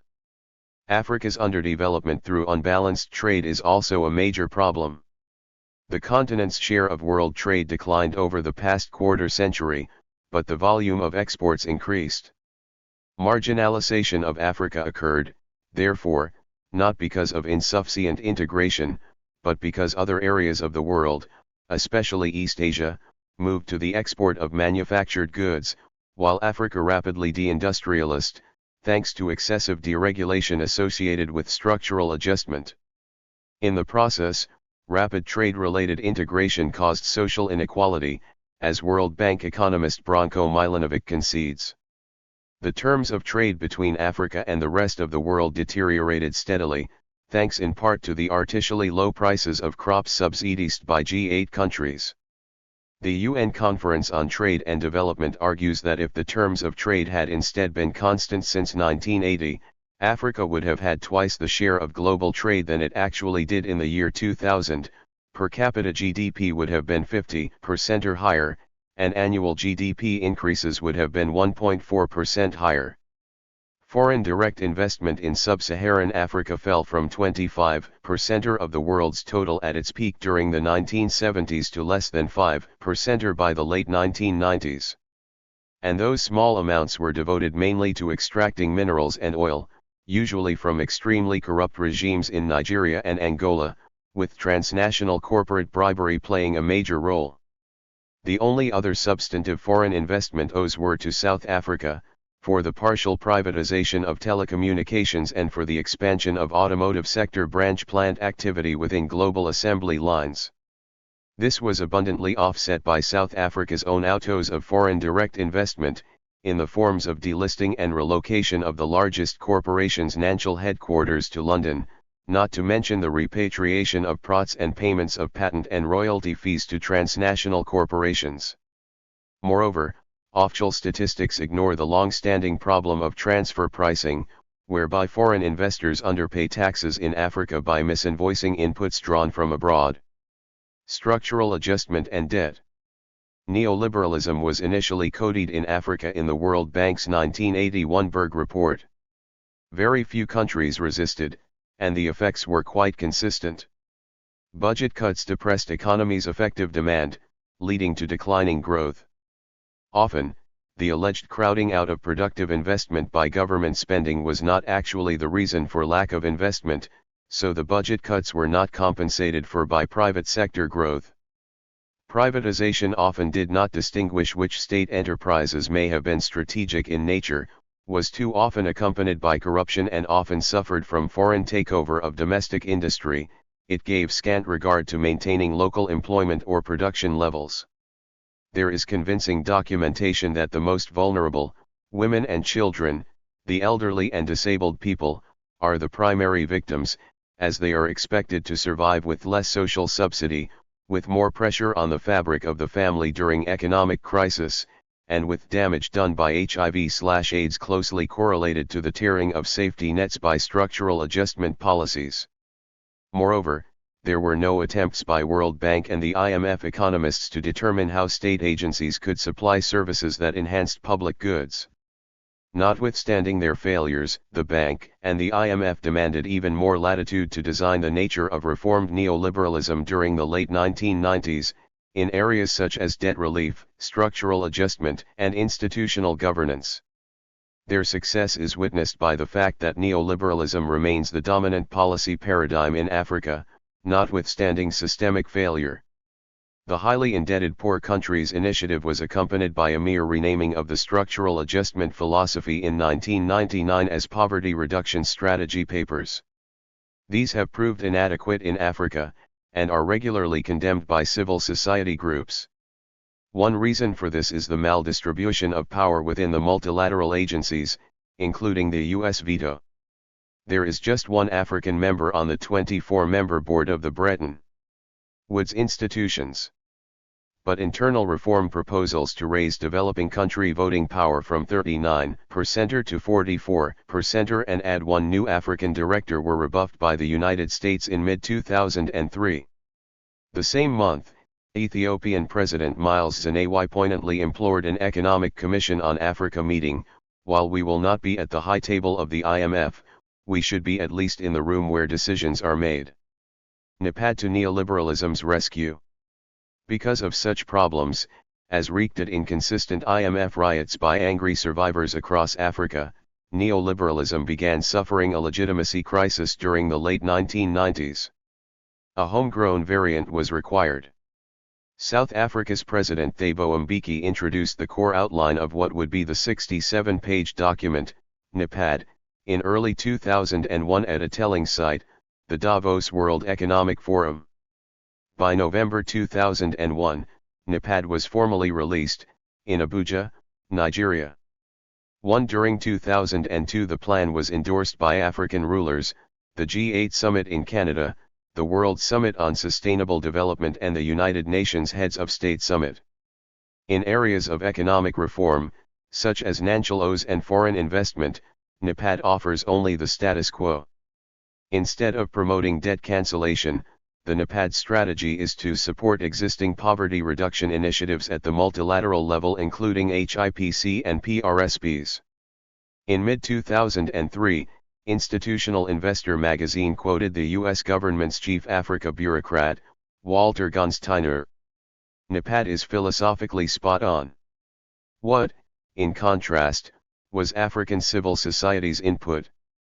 In late 2001 and early 2002, virtually every major African civil society organization, network, and progressive personality attacked NEPAD's process, form and content.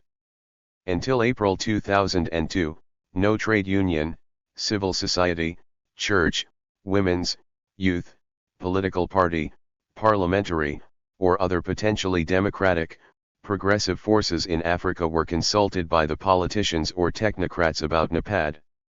Tough critiques emerged in mid-2002 from intellectuals, especially those associated with the Council for Development and Social Research in Africa.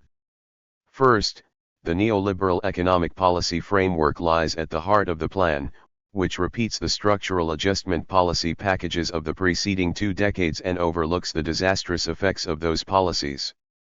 Second, in spite of its proclaimed recognition of the central role of the African people to the plan, the African people have not played any part in the conception, design, and formulation of NEPAD.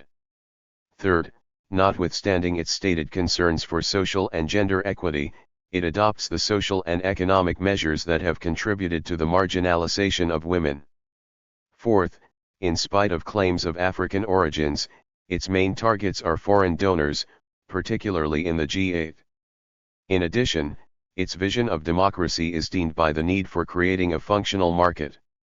It also underemphasizes the external conditions fundamental to Africa's developmental crisis, and thereby fails to promote any meaningful measure to manage and restrict the effects of this environment on Africa development efforts. On the contrary, the engagement that it seeks with institutions and processes such as the World Bank, the IMF, the WTO, the United States Africa Growth and Opportunity Act and the Cotonou Agreement will further lock Africa's economies disadvantageously into this environment. Finally, the means for mobilization of resources will further the disintegration of African economies that we have witnessed at the hands of structural adjustment and WTO rules. Conclusion: African resistance. It is because of such experiences that Coatsria intellectuals, Jubilee activists, and allied groups within the Africa Social Forum have become as radical as any activists across the world, when it comes to strategies addressing international economic relationships. For example, not only do they try to kick the bank and the IMF out of their countries and persuade their NANS ministers to default on the illegitimate foreign debt, they are also intent, strategically, on abolition of the Bretton Woods institutions and have developed at least one potentially devastating tactic, the World Bank bonds boycott. Two US-based solidarity organizations such as Center for Economic Justice and Global Exchange worked with Jubilee South Africa and Brazil's Movement of the Landless, amongst others, to ask of their northern allies, is it ethical for socially conscious people to invest in the World Bank by buying its bonds, hence drawing out dividends which represent the fruits of enormous suffering? As another example of what is being termed deglobalization, the African Trade Network and the Gender and Trade Network in Africa put intense pressure on the continent's delegates to reject the World Trade Organization's 2003 Cancun proposals. This proved successful when the Africa, Caribbean, PASIC group led the walkout that ended the Cancun meeting. A G20 group of middle-income agricultural exporters emerged to promote more rapid trade deregulation, and Pretoria's role in the group amplified South Africa's differences with other African countries. The United States and the EU offered no concessions on matters of great importance to Africa, and instead rigidly insisted on moving the corporate agenda forward with other so-called Singapore issues. Bilateral or regional trade deals, such as with the European Union and the U.S. Africa Growth and Opportunity Act, may also be resisted from both civil society and African countries which are manifestly losing out. On a more localized level, inspiring anti-neoliberal struggles for what might be termed decommodification are underway in Africa, especially South Africa. There, independent left movements have partially succeeded in translating demands for basic needs into genuine human rights, free antiretroviral medicines to GHT aids and other health services, free lifeline water, free lifeline electricity, thoroughgoing land reform, prohibition on services disconnect ions and evictions, free education, and even a basic income grant, as advocated by churches and trade unions. Because the commodification of everything is still underway in South Africa, this is the sort of potentially unifying agenda that can serve as the programmatic basis for a wide-scale movement for dramatic social change. Foremost amongst the problems that must be addressed, simultaneously, is the rescheduling of many political, economic responsibilities. These are now handled by embryonic world state institutions overly influenced by the aggressive, neoliberal U.S. administrations. The decommodification principle is an enormous threat to their interests, whether in the forms of borrowed intellectual property, African agricultural systems protected against genetic modification, nationalist industries and utilities, or less pliant and desperate labor markets. To make any progress, deglobalization from the most destructive circuits of global capital will also be necessary. Those circuits, NANs, direct investment and commerce, rely most upon the three multilateral agencies, and hence a strategy and tactics are urgently required to close the World Bank, the IMF, and the WTO. Beyond that, the challenge for Africa's progressive forces, as ever, is to establish the difference between reformist reforms and more radical strategies. Some struggles have more obvious possibilities to advance a non-reformist agenda, such as for generous social policies stressing decommodification, and for capital controls and inward-oriented industrial strategies allowing democratic control of NANs and ultimately of production itself. These sorts of non-neoliberal reforms would strengthen the democratic movements, directly empower the producers and perhaps, over time, open the door to the contestation of capitalism, of which neoliberalism is only a contemporary symptom. 28. Neoliberalism and South Asia, the case of a narrowing discourse. Matthew McCartney. Liberalization (RST) emerged in South Asia in response to the perceived failure of various radical economic reform efforts in the 1970s. Such was the hold of neoliberal thinking by the 1980s over economic discourse that the success of radicalism was disparaged according to neoliberal criteria and liberalization implicitly accepted as the only viable alternative. It is argued here that neoliberal discourse is based on an assumption that any growth in a free market must by definition be efficient. Policy reform then need only be concerned with implementing liberalization, and analysis need only measure the degree of implementation. This chapter argues that this narrowing of the discourse of reform is fundamentally unsound, that the concept of sustainability of reform is severely emasculated, and that the presence of very real alternatives evident from a closer analysis of the development of South Asia are as a result ignored. From radicalism to neoliberalism in South Asia. After independence, India pursued a policy of self-sufficiency in trade, investment, and technology. It was widely argued by the nationalist movement that free trade had been the means by which India had been exploited by colonial Britain. Ironically, the same argument underpinned the movement for independence of Bangladesh from Pakistan in 1970–71. During the early 1970s, the Bangladeshi government moved rapidly to expropriate assets owned by Pakistani nationals, and in so doing created a large interventionist state. In Pakistan, radicalism emerged later. Growth in the 1950s and 1960s was based on a close relationship between large-scale private enterprise, trade protection, and state subsidies. The perception that inequality had widened rapidly proved a fruitful rallying point for the socialist rhetoric of Zulfikar Ali Bhutto.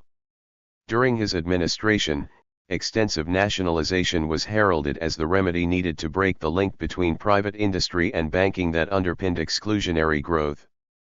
Liberalization emerged as a remedy to the perceived failings of these development models. Though adopted for motives other than maximizing growth, such as self-sufficiency, balanced regional growth and technological independence, such was the dominance of neoliberal thinking that by the 1980s success was measured from a very narrow neoliberal perspective, for example the volume of foreign investment, rather than the technological capability of domestic industry. In each case there was little consideration of alternatives, and the emphasis was on reducing government intervention, not reforming or improving it. In India, liberalization initially implied a gradual dilution of efforts to achieve self-sufficiency. Attempts to plan the economy, lead the process of development through state investment and restrict the space for private monopolies gave way to a growing though grudging role for the private sector. In Pakistan, after the coup of General Zia in 1977, the change was a more subtle adjustment comprising selective denationalization and incentives for the private sector. The main change was the abandonment of radical rhetoric, and official support for the private sector. Bangladesh went furthest. As the chaotic state had never penetrated domestic industry and agriculture with the same rigor as in India and Pakistan during the post-independence period of radicalism under Mujibur Rahman, retreat was relatively easier and more quickly comprehensive. Foreign trade has been steadily increasing as a share of GDP since 1975. There was earlier and more widespread acceptance of privatization of banks, insurance companies, and large-scale industry. Pakistan followed this route later and India has yet barely begun. Neoliberal reforms gained added impetus in the 1990s. A debt crisis in India, which had gradually emerged during the 1980s, fed by large budget and trade deficits, erupted in 1991 as oil prices rocketed during the RST Gulf War and remittance income from expatriate workers in the Gulf region dried up. The IMF gave lending, in exchange for neoliberal economic reforms. That reforms have been sustained for a decade after the immediate crisis eased does need explaining. This persistence owes much to the influential body of non-resident Indian economists long converted to neoliberalism. Also important are the growth of a domestic business constituency with a predilection for foreign technology and international collaborations, rather than the red tape and abysmal infrastructure offered by a failing state and, nally, a growing internationalist middle class with similarly global consumption aspirations. In contrast, the end of the Soviet-Afghan War in 1989, and the associated end of U.S. military and economic assistance, threw into stark light the dependent nature of the Pakistani economy. Historically unable to mobilize savings or tax revenues, Pakistan has been dependent on foreign capital to enhance domestic investment. Such dependence gave the IMF great leverage to dominate economic policy making for the next decade. The most dramatic reforms were with regard to integration with the world economy. There was significant liberalization in terms of import tariffs, quotas, and licensing requirements and foreign investment. The narrow focus of reform can be traced back to particular features of the neoliberal discourse, which systematically and by assumption exclude alternatives and even meaningful debate. Efficient growth. In neoliberal discourse, individuals are rational and exchange is voluntary. Under perfect competition, consumption will be distributed efficiently across time periods and RMS will make optimal use of available savings for investment. The growth path will reap preferences of individual agents, hence by assumption must be efficient, and there is no role for government intervention. Neoliberal economic reform is based on this assumption of efficient growth. Stabilization ensures that growth will be sustainable by reducing innovation, government budget deficits and any trade imbalance. Subsequently, the reform process is simply an accelerator. There is no question of steering the economy, simply of speeding up or slowing down the process of transition to a free market. Liberalization, means and ends. This assumption of efficient growth has narrowed the discourse of neoliberal theorists. The bulk of mainstream analysis of South Asia focuses nearly exclusively on the depth, pace, and implementation of liberalization. Much of the intellectual artillery for the neoclassical counter-revolution in economics was derived from close study of the experiences of countries that had pursued strategies of import substitution in the post-war period.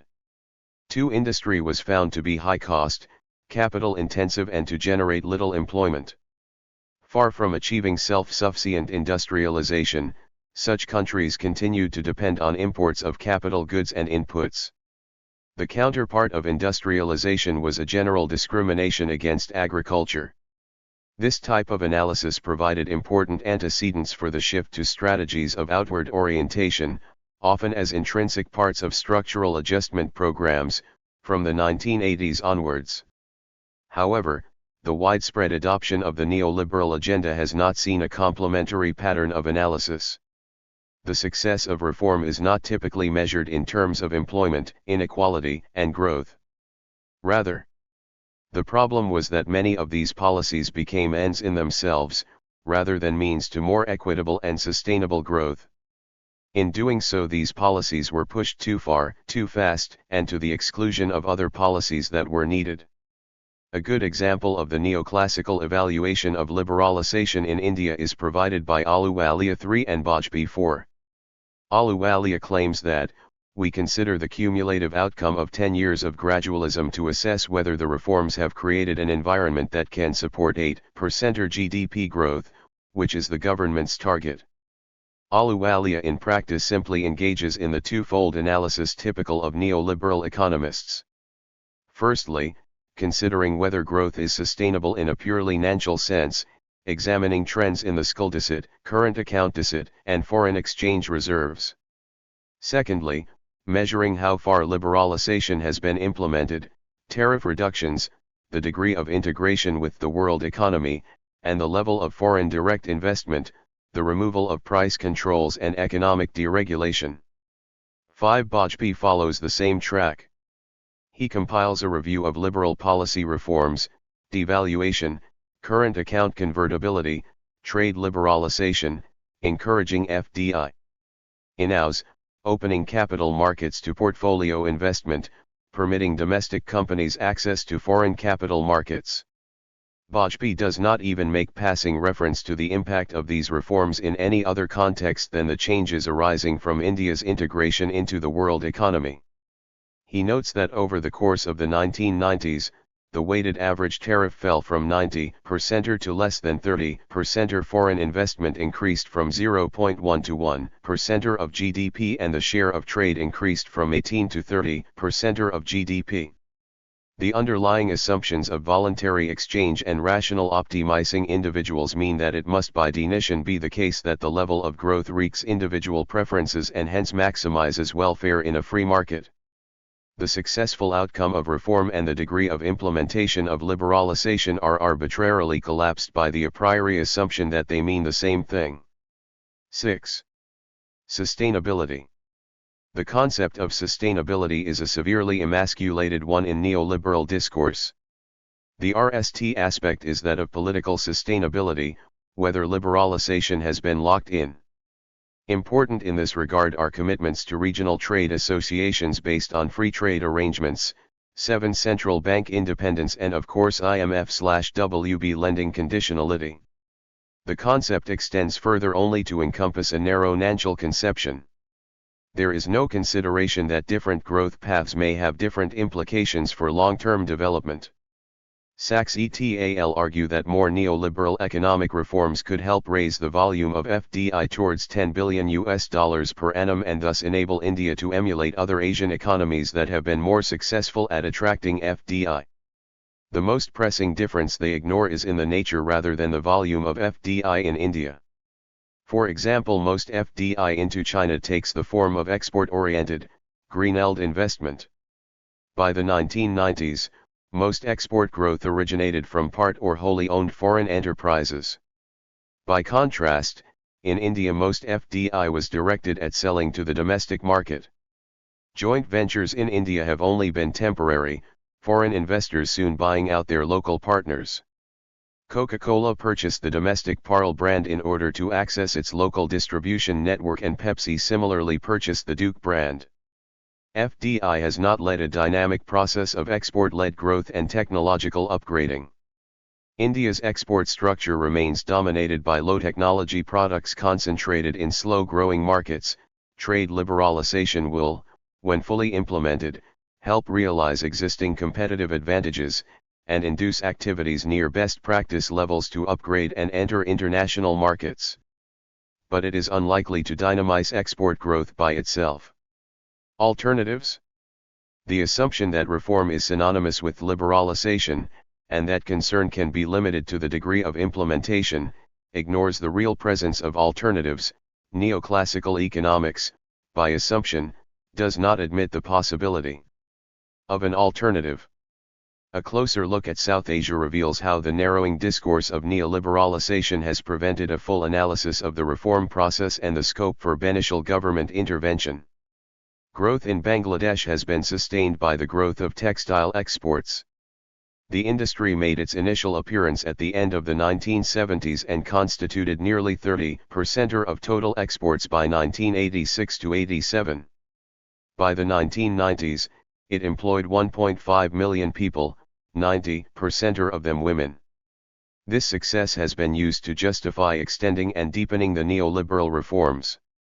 However, there must be some question over the sustainability of this leading sector. Bangladesh is not affected by textile quotas in developed countries, so has LLED an empty niche among developing countries. With the proposed abolition of quotas from 2005, Bangladesh will face renewed competition from other large countries, notably China. It is an open question whether the industry will successfully upgrade its production capabilities and skills, or rather intensify working conditions and squeeze wages to remain competitive. There is a potential role for government intervention to enhance the process and push the sector towards the more desirable and progressive dynamic path of competition. There are realistic doubts about whether the state has the requisite capacity, and whether it would be distracted by the exclusive emphasis of the neoliberal discourse on deepening liberalization. India has implemented neoliberal reforms on a gradual but consistent basis. Ahluwalia attributes this to the slow workings of a heterogeneous and chaotic bureaucracy. Even where neoliberalism does not officially apply, like the heavily regulated labor market, in practice regulation is avoided through extensive and growing subcontracting to the unregulated informal sector. For example, the much heralded software sector saw exports rise from perhaps $100 million to nearly $8 billion during the 1990s. However, this sector has little impact on the aggregate economy. In many cases, expensive training merely equips migrants for better paid jobs overseas. Evans has argued that the existing pattern of exporting lines of computer code and importing expensive branded software and hardware is uncomfortably reminiscent of selling cotton to buy cloth that characterized the much derided colonial pattern of trade in the 19th century. Pakistan is severely constrained in terms of formulating and implementing policy. The IMF remains dominant in agenda setting. Other external factors are important. For example, the conflict over Kashmir underpins a domestic political economy of defense that seeks to retain military parity with India.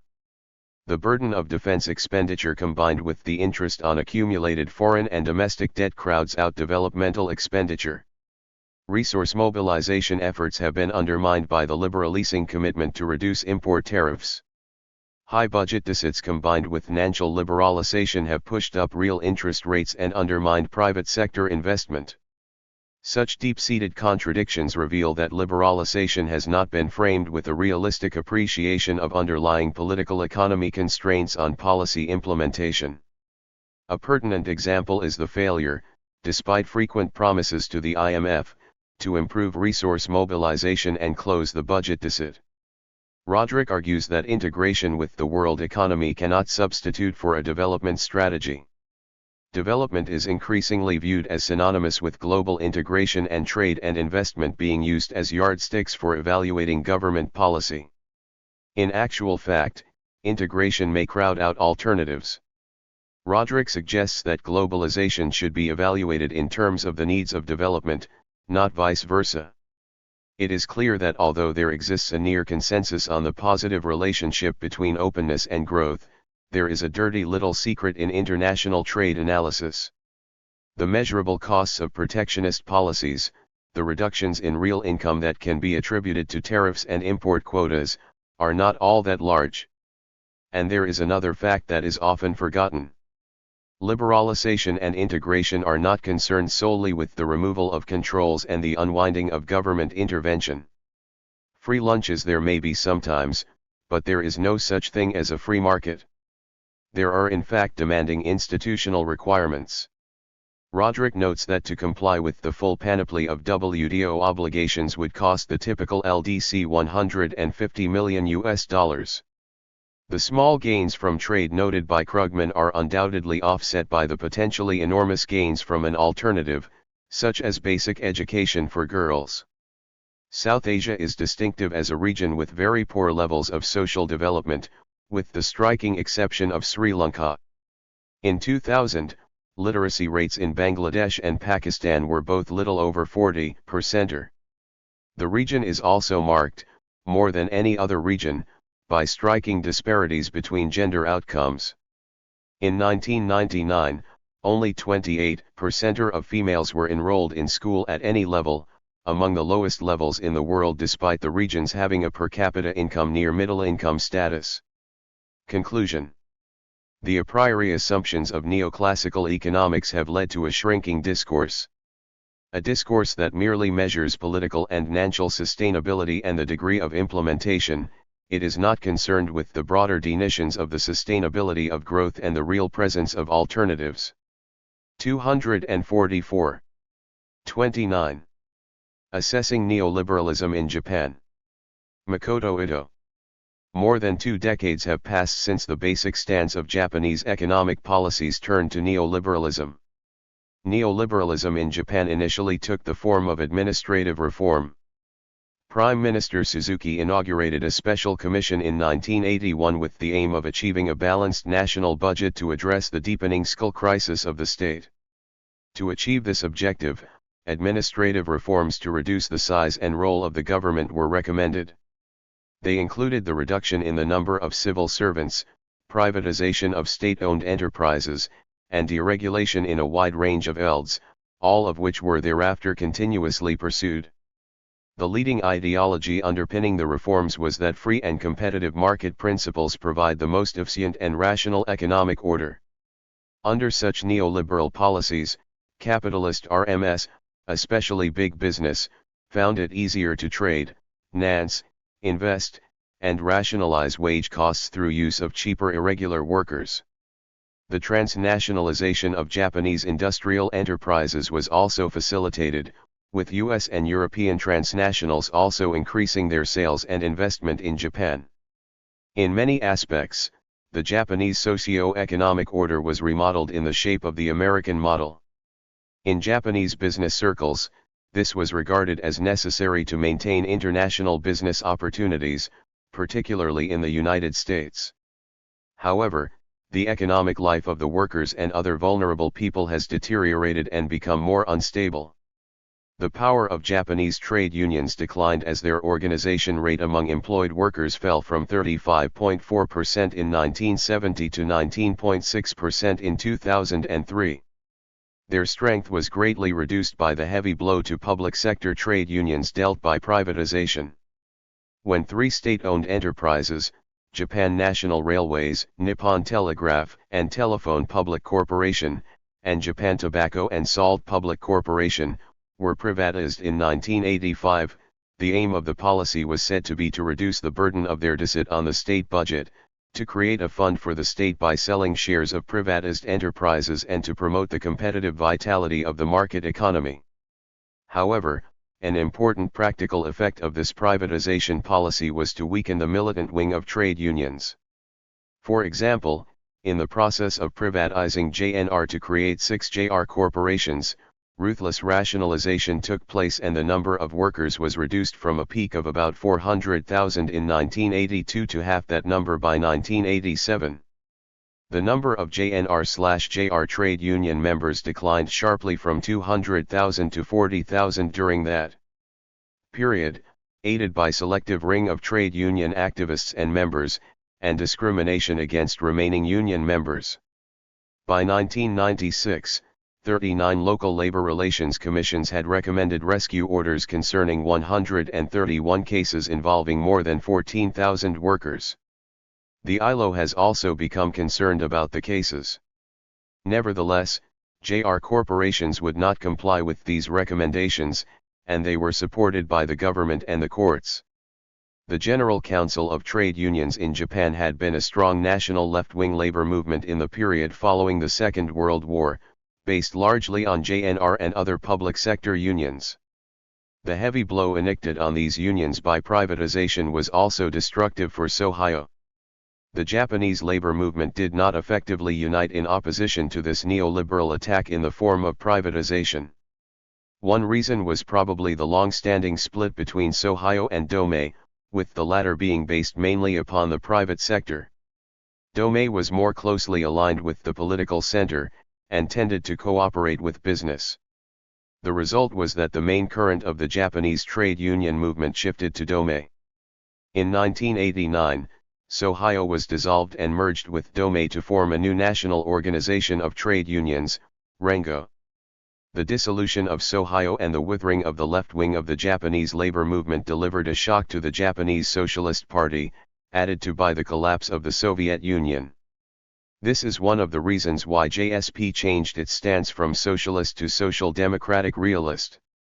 When it temporarily joined a coalition government with the conservative Liberal Democratic Party in 1994, it further diluted its pacifist and socialist policies. In 1996, JSP changed its name to the Social Democratic Party of Japan. Though JSP used to hold about one-third of all parliamentary seats, it lost seats throughout the 1990s, and these losses were accelerated by the change in the constituency system into the single-seat electoral district system. At the general election for the lower House of Representatives in November 2003, SDPJ only won 6 out of 480 seats, and the Japanese Communist Party, which had marginally gained votes from JSP/SDPJ in the 1990s, also suffered a loss of 11 seats to get just 9. The Democratic Party of Japan obtained 177 seats and emerging as one of 2 big political parties, effectively replacing the former JSP in popularity. Consequently, there has clearly been an increasingly conservative tendency in Japanese politics as well as ideology, which facilitated the imposition of neoliberal policies. The skull crisis of Japanese capitalism, and the costs of restructuring the state nationally, were increasingly shifted to the shoulders of the workers and the socially unprotected strata of the population. Real wages have stagnated, despite increasing productivity, and rationalization to reduce wage costs became easier in most workplaces. A consumer tax of 3% was introduced in 1989, and then raised to 5% in 1997. Individual private contributions for medical services were also raised from 10% to 20% in 1997, and 30% in 2003. In contrast, the corporate tax rate was reduced gradually from 42% to 30%, and the highest marginal income tax rate was reduced from 75% to 37%, together with a substantial reduction of the inheritance tax rate, favoring the wealthy groups of the population. There was a general relaxation of protective labor laws in 1998. The employment agency business was liberalized, and the range of jobs open to such business was expanded. Overtime work was made utilizable without regulation, and the time limit of 1 year on part-time employment was abolished, so as to enable companies to employ female part-time workers for long periods of time. It is clear that these neoliberal labor policies enhanced the freedom of capitalist RMS to use cheaper workers exhibly in a competitive labor market. A dialectical turn and a vicious circle. What happened to the Japanese economy under neoliberal policies? The Japanese economy attracted global attention for its strength until the end of the 1980s. It recovered from the damage inflicted by the RST and second oil shocks, and maintained a growth performance stronger than most other advanced economies, although the Japanese growth rate during this period became less than half of the rates achieved during the preceding quarter century. The Japanese style of business management, including lifelong employment, a wage system based on seniority and company-based trade unions, had effectively mobilized the workers' loyalty and strengthened RM's competitive power in world markets, despite the continuous wide appreciation of the yen since the breakdown of the Bretton Woods system. The result was an increasing Japanese trade surplus. In 1987, national per capita income in Japan surpassed that in the USA, and gave a strong impression of Japan as number one in the world. Unexpectedly, however, the Japanese economy dramatically deteriorated in what is now called the lost decade of the 1990s. The growth rate declined to less than 1% per annum on average, and it was negative in some years. The lost decade has extended also into the new century. The dramatic deterioration of the Japanese economy has occurred dialectically as a result of the successful restructuring of Japanese capitalism in the 1980s. On the basis of cooperative workers and trade unions, large Japanese RMs have continuously intensified their competitive power by introducing increasingly sophisticated information technologies and automation systems at the workplace, assisted by the use of cheaper part-timers and other irregular workers. In my view, Japanese neoliberalism is not just a reaction to the failure of Keynesianism, but it also has a material basis in the development of capitalism to revive competitive labor and other markets through information technology. Most large Japanese RMs were able to clear their previous bank debts in the 1980s, and they tended to accumulate surpluses in the form of reserves of idle money capital without corresponding real investment. They have also increased direct finance both in the domestic and foreign capital markets to obtain money capital by issuing shares, convertible bonds, and other securities. In contrast, Japanese banks have traditionally depended on the relatively high household savings rate in the country, and they continued to lend to large RMs until the 1970s. As banks lost such safe traditional borrowers, they found themselves being forced to explore new business areas by lending to medium and small RMs or to real estate agencies and construction companies, as well as providing housing finance. Soon after the Plaza Accord in 1985, which aimed at revaluing the yen against the US dollar in order to moderate the trade frictions with the United States, the rate of interest was reduced in Japan, and this strongly stimulated domestic demand. The accumulated idle money capital of large Japanese RMs was rapidly mobilized into both foreign investment and domestic speculative investment.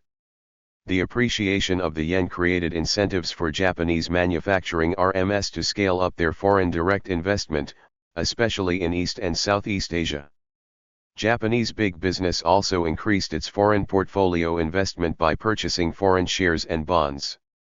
At the same time, the idle money capital of big businesses, Japanese banks, and other financial institutions was poured into real estate speculation in Japan, and into the Tokyo Stock Exchange. Between 1986 and the end of the decade, this led to a huge speculative bubble in both Japanese real estate and capital markets. It led to a domestic economic boom, apparently showing the success of the newly introduced neoliberal economic policies. However, the speculative bubble collapsed at the beginning of the 1990s, leading to a total loss in asset values of 1,000 trillion yen by the middle of the decade, or 2.4 times the country's GDP. This was a huge loss, even compared with the United States capital loss of 1.9 times GDP during the Great Crisis after 1929. This gigantic meltdown of asset values created a severe problem of bad loans for the Japanese banks and other financial corporations, and negative equity for households. Moreover, in 1987 the Bank of International Settlement made an agreement that banks engaged in international business should generally keep the ratio of own capital against total assets above 8% after 1992. This agreement wreaked the growing concern among Western bankers about the rapid international expansion of the Japanese banks. When it was made, Japanese banks believed that this regulation would be achievable as long as 45% of the latent capital gains through the rising price of shares were counted as part of own capital. However, in practice it proved to be difficult to comply with this regulation, as the latent capital gains of the banks disappeared or even became negative as a result of the collapse of the Tokyo stock market. In order to stimulate domestic demand and mitigate the bank's financial difficulties, the Bank of Japan has gradually reduced the official interest rate from 6% in 1990 to 0.1% in September 2001. However, it has been difficult for the banks to use these easy credit conditions and expand their loans, given that their own capital has shrunk almost continuously due to, among other things, the deteriorating prices of shares and real estate. Instead, the banks found themselves having to reduce their loans to meet BIS regulations. With the main business customers of Japanese banks now being medium and small businesses, as well as real estate agencies and construction companies, the continuous difficulties faced by the banks and the resulting restriction of bank credit depressed these businesses further. Thus, the number of annual business failures has been high, around 14,000 between 1992 and 1995 and up to 19,000 in 2000. Since more than two-thirds of Japanese workers are employed by medium and small enterprises, these business failures were among the most important causes of the rising unemployment in the country. In addition, the absolute number of employees in Japanese manufacturing began to decline after 1992, as Japanese RMS accelerated their transnationalization through FDI. The unemployment rate in Japan consequently increased from about 2% in 1990 to 5.7% in 2002. Considering that the definition of unemployment in Japan is extremely narrow, it is generally believed that the official statistics should be doubled to make them comparable with data in Western countries. In that case, the unemployment rate in Japan would be comparable with the depressed European economies. Rising unemployment, bonus and overtime payment cuts and the use of cheaper part-time workers have led to a significant reduction in household income. Unsurprisingly, domestic consumption demand has been depressed since the beginning of the 1990s. Investment demand has also stagnated, given the existence of idle capacity. Thus, the bad loans of the Japanese banks have not been cleared up and, instead, they have fed the deflationary spiral of the economy. The result has been a vicious circle, with banks facing difficulties due to their bad loans and shrinking capital base, medium and small RMS running into difficulties due to the credit crunch, and the resulting deterioration in workers' employment and income leading to depressed consumer demand and declining real estate and share prices. Confused economic policies. The present Japanese government, led by Prime Minister Koizumi, came into power in May 2001. Koizumi's basic stance is neoliberal and ostensibly focuses on the removal of government intervention and bureaucracy in order to support the sound workings of the market. For example, the privatization of the post office system has been declared as being necessary for Japan. The cabinet also promised to restrict the amount of annual issues of new state bonds to 30 trillion yen from the fiscal year 2002, and to solve the problem of bad bank loans within 2 to 3 years. However, these policies are founded on an unsatisfactory analysis of the vicious circle in the Japanese economy. The link between the speculative bubble and neoliberal privatization, deregulation of financial markets and labor market restructuring, has been neglected. The neoliberal reform has tended to reform Japanese society into a more company-centered order with widening economic inequalities of income and wealth. The gradual hollowing out of Japan's manufacturing base, due to increasing competitive pressure from surrounding countries following the appreciation of the yen, and the depressed consumer demand, due to declining household incomes, have been of little concern to the government. However, as long as the Japanese public are fearful for the future in the spiraling economic depression of current-day Japan, it will be difficult to induce households to turn their accumulated financial assets into actual spending. The neoliberal policies adopted since the 1980s have not only been unsuccessful, but also inconsistent. In order to reduce the skulddeficit, the government has tended to increase the burden on the general public by introducing and raising consumer taxes. By emphasizing individual responsibility, it has cut public support for medical services and education. The focus on pensions policy is also likely to shift towards greater personal responsibility, with a move towards private insurance or securities investment. The emergency economic policies introduced to mitigate the difficulties of construction companies and the fall in land prices, such as public investment in the construction of roads and public buildings, were primarily intended to assist capitalist RMS and banks. The total public expenditure for economic recovery between 1992 and 2000 amounted to 120 trillion yen, not including the injection of public funds into the banks, which has amounted to about 30 trillion yen since 1998. In the meantime, the corporate and marginal income tax rates were largely reduced. Thus, the performance of the tax revenues has been poor. As a result, in spite of the neoliberal policy target to reduce the skulddeficit, the value of outstanding government bonds increased from 70.5 trillion yen in 1980 to 389 trillion yen in 2001, and it will amount to 489 trillion yen by the end of 2004. The aggregate public debt reached 666 trillion yen at the end of 2001, and it is still growing. It will probably reach 719 trillion yen in 2004. Paradoxically, the neoliberal Japanese governments have in practice been operating a Keynesian-like skulddeficit policy. This Keynesian-like reactionary policy has been implemented under the name of an emergency economic policy, in order to shore up political support for the government parties. However, the effect of these policies is not straightforward.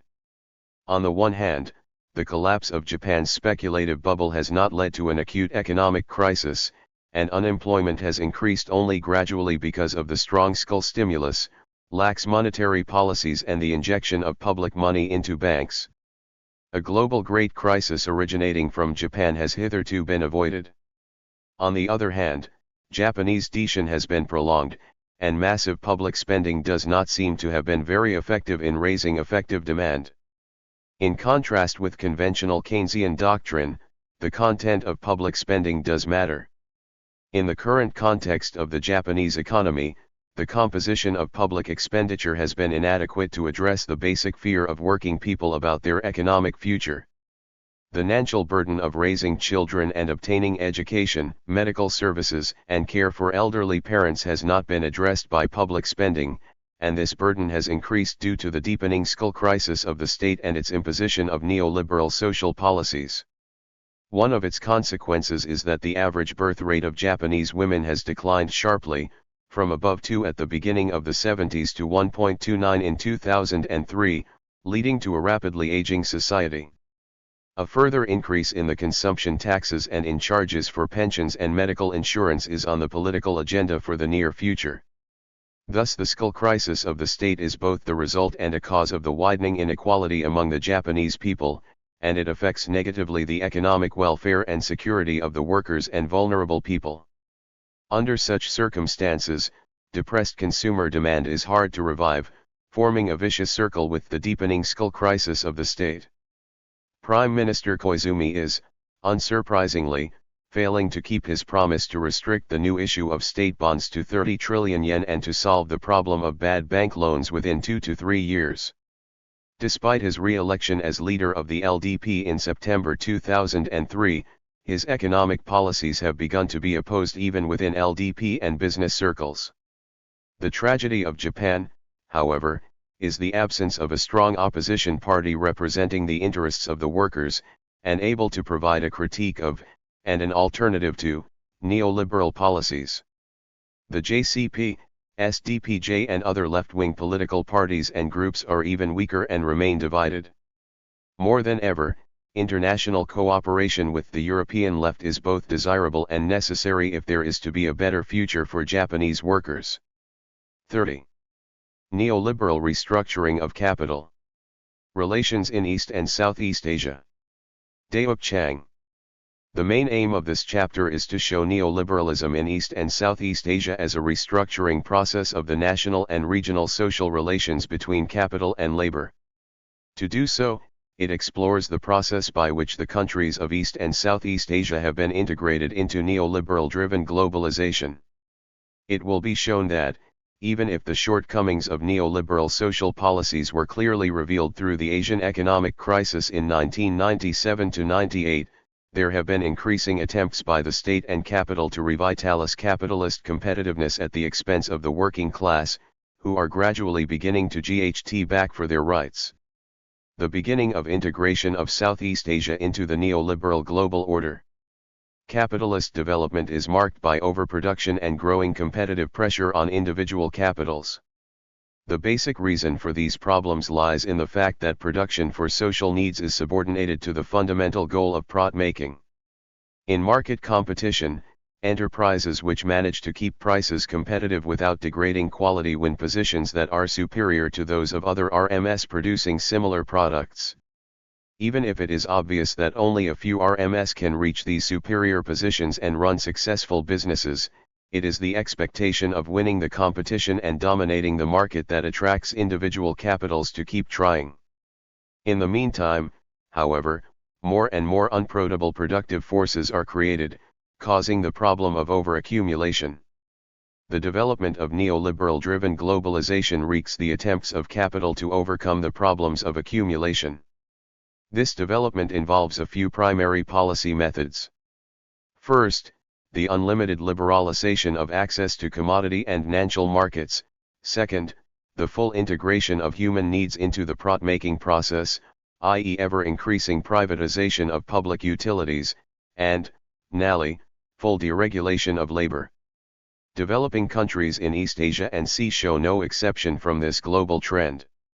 Since the 1980s, these countries have witnessed gradual integration into neoliberal-driven globalization, while abandoning the nationalist, protectionist import substitution development strategy.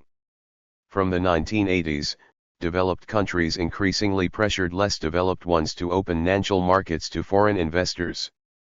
This changed the way in which the developing countries financed their development. Development plans backed by offshore loans and government-guaranteed bank loans became increasingly unrealizable. Expansion of transnational corporations into Asian developing countries also increased pressure on tariff barriers and other trade regulations. On top of this, their lack of financial resources, increasing pressure on their balance of payments, and their desire to pursue rapid capitalist development led them nearly to liberalize the regulation of capital. Thailand's economic development underwent a transition from the mid-1980s. Earlier development was based on the production and export of agricultural products and the promotion of import substituting industries. Manufacturers enjoyed a protected domestic market and a stable financial supply from domestic banks that were individually tied to manufacturers and absorbed most domestic savings. It was not until the recession in the mid-1980s, due to the declining price of agricultural goods, high-value currency, and balance of payments problems, that Thailand reoriented its strategy. Rather than pursuing industrialization based on industrial production for local demands, Thailand began to promote export sectors, such as electronics and garments, which could boost the national economy primarily by earning foreign currency. This transition to export-oriented industrialization was done, following the RST generation of newly industrializing countries in Asia, such as Korea and Taiwan, by implementing currency devaluation and offering tax exemptions and tariff cuts to export industries.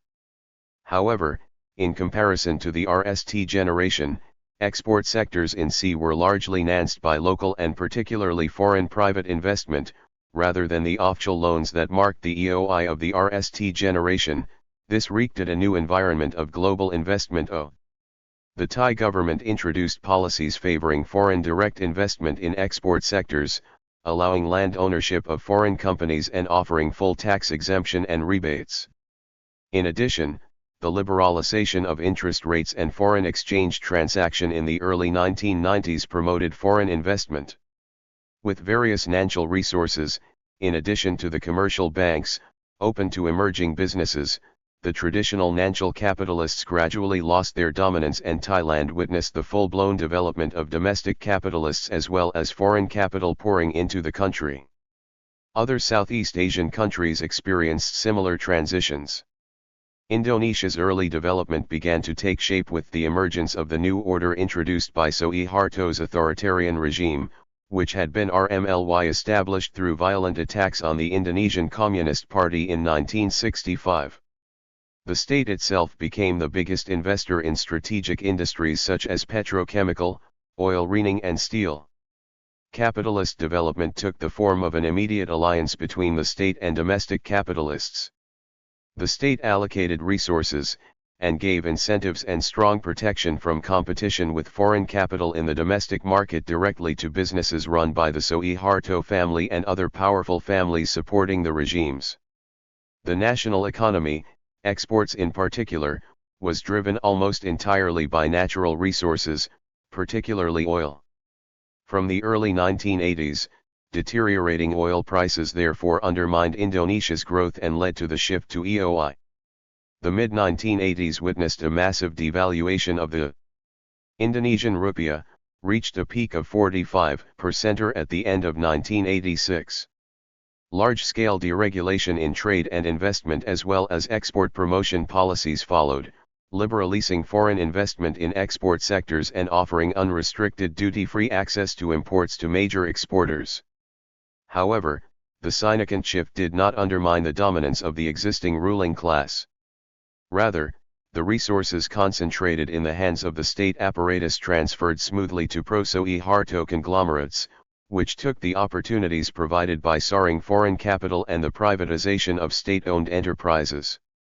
Malaysia's capitalist development was shaped by the new economic policy from the early 1970s. NEP came out of the political resolution in 1969 of inter-ethnic violence, which had dramatically manifested increased poverty and inequality between the classes. The NEP was marked by strong state economic intervention, particularly by engineering an economic balance between ethnic Malay and Chinese and other foreign capitals. The plans aimed at promoting Malayan participation in the economy by utilizing positive discrimination, including a 30% quota allocated to participation in Malayan equity and employment. In the meantime, the state purchased RMS owned by foreign capital and thereby increased Malayan domination over the national economy. In addition, the state played an important role in guaranteeing the supply of a cheap workforce, by suppressing political and industrial connects on the basis of the Official Secrets Act and the Internal Securities Act. The state also mediated foreign capital with cheap Malay migrant workers by setting up export processing zones, which enjoyed full or partial exemption from regulations, tax, and duty, backed by the Industrial Relations Act, which protected employers' interests with a VE-year freeze on collective bargaining. The Malaysian economy faced serious challenges from the mid-1980s, due to the steep deterioration in the prices of major export commodities, including oil, tin, rubber, cocoa, and palm oil. The immediate response of the state was large-scale privatization of SOEs, later formalized in the Master Plan for Privatization in 1991. On the other hand, introduction of the Investment Promotion Act promoted foreign investment by offering foreign capital tax holidays and renewable pioneer status for export-oriented investment. Restructuring capital relations in the face of the free flow of global capital. The 10-year period after the shift toward EOI and liberalization certainly produced remarkable economic development. As export manufacturing emerged as the backbone of development, domestic capital in C expanded significantly.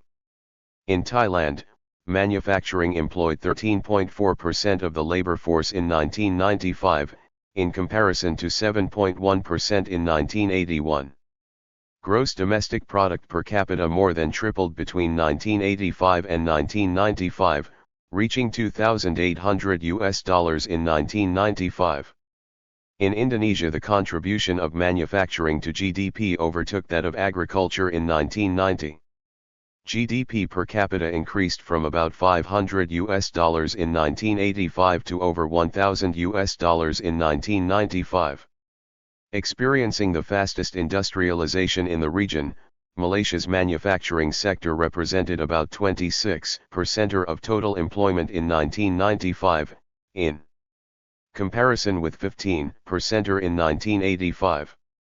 GDP per capita went beyond $4,000 in 1995, double that of 1985. Fast industrialization integrated a large proportion of the population into capitalist social relations, and was accompanied by massive rural-urban migration, which supplied extremely cheap labor to local capital and TNCs seeking profitable business.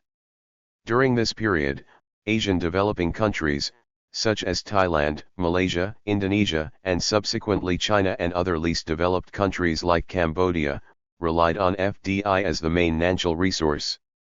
Consequently, FDI in Asian developing countries increased from $396 million in 1980 to $102 billion in 2001.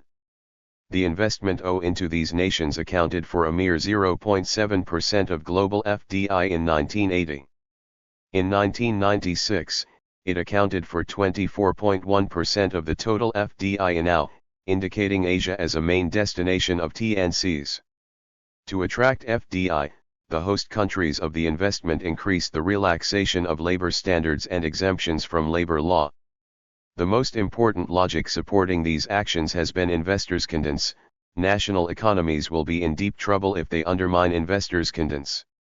Indeed, it was the low social cost of exploitation that boosted the confidence.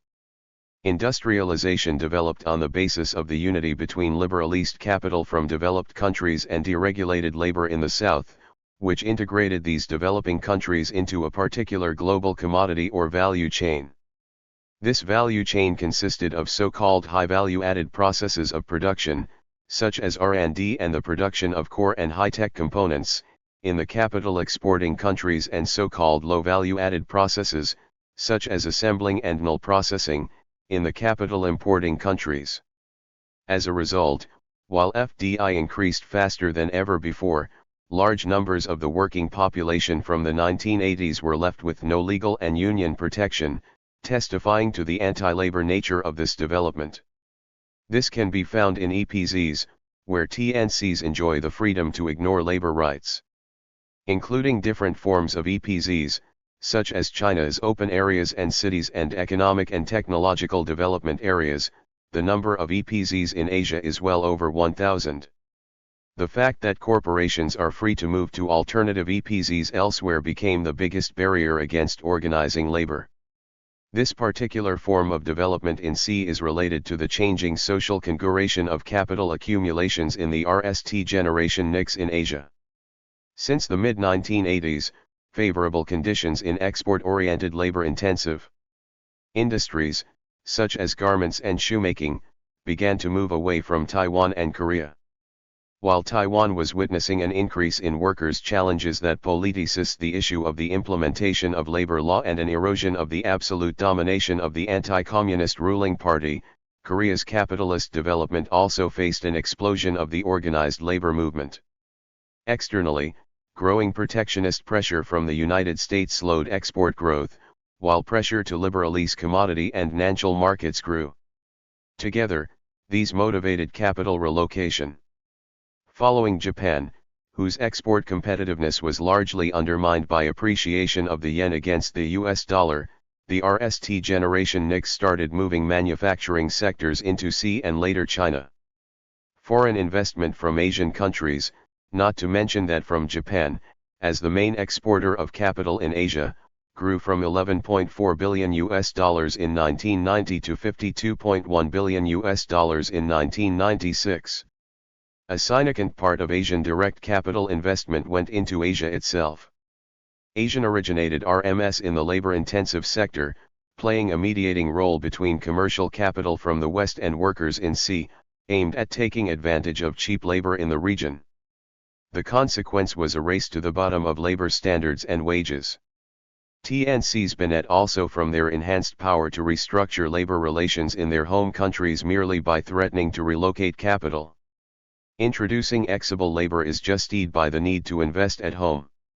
Asian economic crisis and after. As far as capital accumulation was concerned, it seemed that liberalization and suppressive labor control worked, during the boom between the late 1980s and the mid-1990s.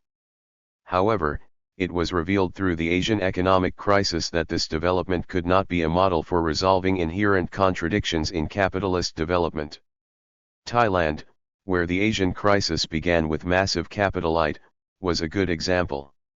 Although FDI-driven development had led Thailand's export-oriented industrialization, it could not overcome repeated deficits in the trade balance with investor countries, particularly Japan, whose massive investment was welcomed by the government and local capital looking for joint ventures. This wreaked the nature of the value chain, within which Thailand could boost export sectors only by importing most key parts, as well as the means of production, from the investor countries. This problem was particularly clear in the case of Japanese car manufacturers and electronics assemblers, and widened the trade imbalance. Thailand had to count on FDI to offset a shortage of foreign currency. Worse still, decent wages and rights were denied to workers and the living standard of the working class remained low. Millions of migrant workers from neighboring countries, particularly Burma, were abused to keep wages down. In the end, intense competition for FDI and the concentration of FDI in China led Thailand to attract risky money, mainly portfolio investment in the equity and money markets, the collapse of which created economic turmoil in 1998. FDI-driven economic development enlarged Thailand's GDP, which is however in the hands of just a few domestic and foreign investors. Indonesia and Malaysia experienced almost the same difficulties, resulting in massive dismantling of capital and growing unemployment during the crisis. Korea's experience in the late 1990s showed the challenge that lay ahead of the RST generation of NECs. Facing intensified competition with Southeast Asian economies as well as that of China, Korea's response was to enhance the accessibility of labor by individualizing labor relations on the basis of new personnel management and deteriorating employment stability on the one hand, and aggressive relocation of labor-intensive industries and introduction of effective means of production on the other. However, internally Korean capital could not overcome organized labor despite repeated attempts to overcome the recession at the expense of the working class, while accelerated liberalization made it possible for non-competitive capital to survive on the basis of highly risky short-term loans. The consequence was a complete breakdown of capital accumulation during the Asian crisis. Although the Asian crisis clearly showed the inherent limits of regional development based on neoliberal-driven globalization, the state and capital in Asian developing countries have accelerated the implementation of neoliberal policies. In Thailand, Indonesia, and Korea, full-scale structural adjustment plans were introduced in return for the IMF's and other international bailout programs. Those reforms consisted of stabilization policies on the one hand, including tightening government expenditure and keeping higher interest rates, and structural adjustment policies on the other, including the immediate closing down of troubled financial institutions, a full commitment to liberalization of financial laws, accelerated privatization and enhanced accessibility of labor. The Malaysian government, although not accepting all the IMF recommendations, also introduced similar measures, including reducing federal government expenditure and tightening corporate credit. The immediate impact of stabilization policies on economies was disastrous, particularly in the countries following the IMF's strict guidelines. Given that Asian corporations have relied on external debts for investment and the short-term circulation of capital, further collapses of RMS, particularly small and medium-sized RMS, whose ability to survive under the financial pressure was weaker than larger RMS, was not at all a surprise but, rather, was regarded as a necessary remedy. In the face of growing difficulties in short-term rollovers and snowballed foreign debt, due to huge devaluation, about two-thirds of Indonesian RMS were estimated to go into bankruptcy during the crisis, while a total of 22,828 Korean RMS went into bankruptcy during the year of 1998. Firms that survived still had to downsize investment and production. As a consequence, all economies affected by the crisis recorded serious negative growth of GDP in 1998, 13.1% in Indonesia, 10.5% in Thailand, 7.4% in Malaysia, and 6.7% in Korea. It was not until the massive liquidation of capital and financial institutions that the tight monetary policies were relaxed. In the meantime, liberalization of capital was pushed further, allowing foreign capital full ownership of local RMS and relaxing the regulation of foreign banking operations.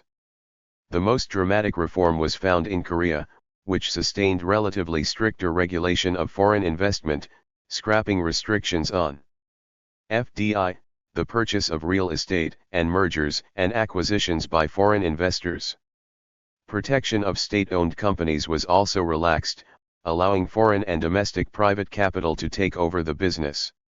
Now TNCs can purchase RMS operating in the areas that were formerly regarded as public sector, including state-owned public utilities such as electricity, gas, water suppliers, public transportation, and telecommunication.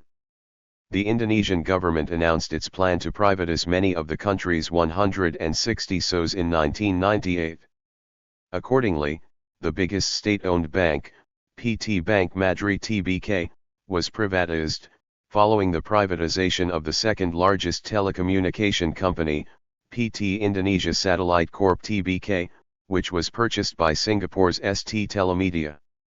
As Thailand's economic crisis opened a great opportunity for foreign capital to buy troubled local RMS, hundreds of RMS have been sold to TNCs. The Thai government also put major financial institutions and infrastructure and natural resource-related RMS on the sale list.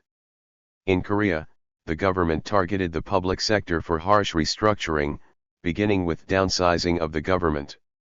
The central government reduced the number of its employees by about 16% by the end of 2001.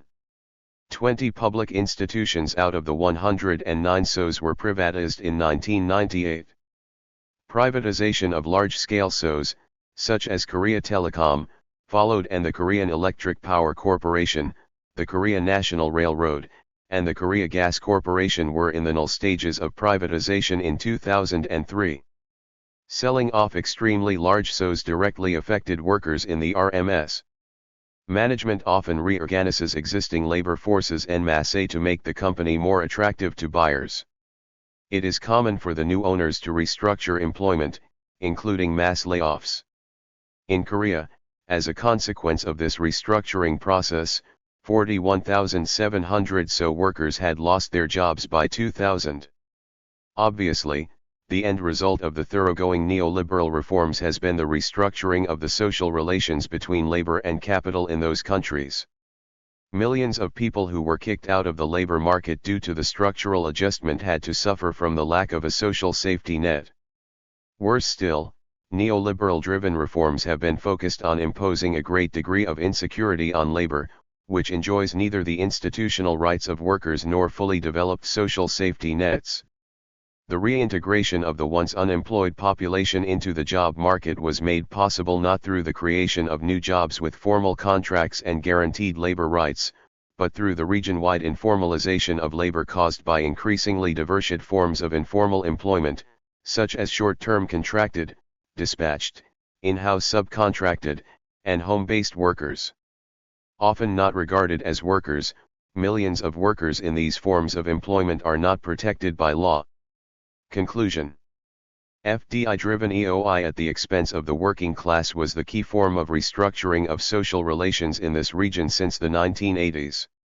In spite of all the human cost that the restructuring caused, the Asian crisis eventually revealed that neither regional nor national development in East Asia can be a sustainable model of development. However, far from being reconsidered, the neoliberal restructuring of this region has been accelerated through the crisis, putting the vast majority of the population into misery. However, a widening gap between the poor and rich in the region is also consolidating attempts of workers to organize themselves in various forms. The future of this second round of neoliberal-driven restructuring is still open as workers' resistance against further restructuring constantly emerges in the region.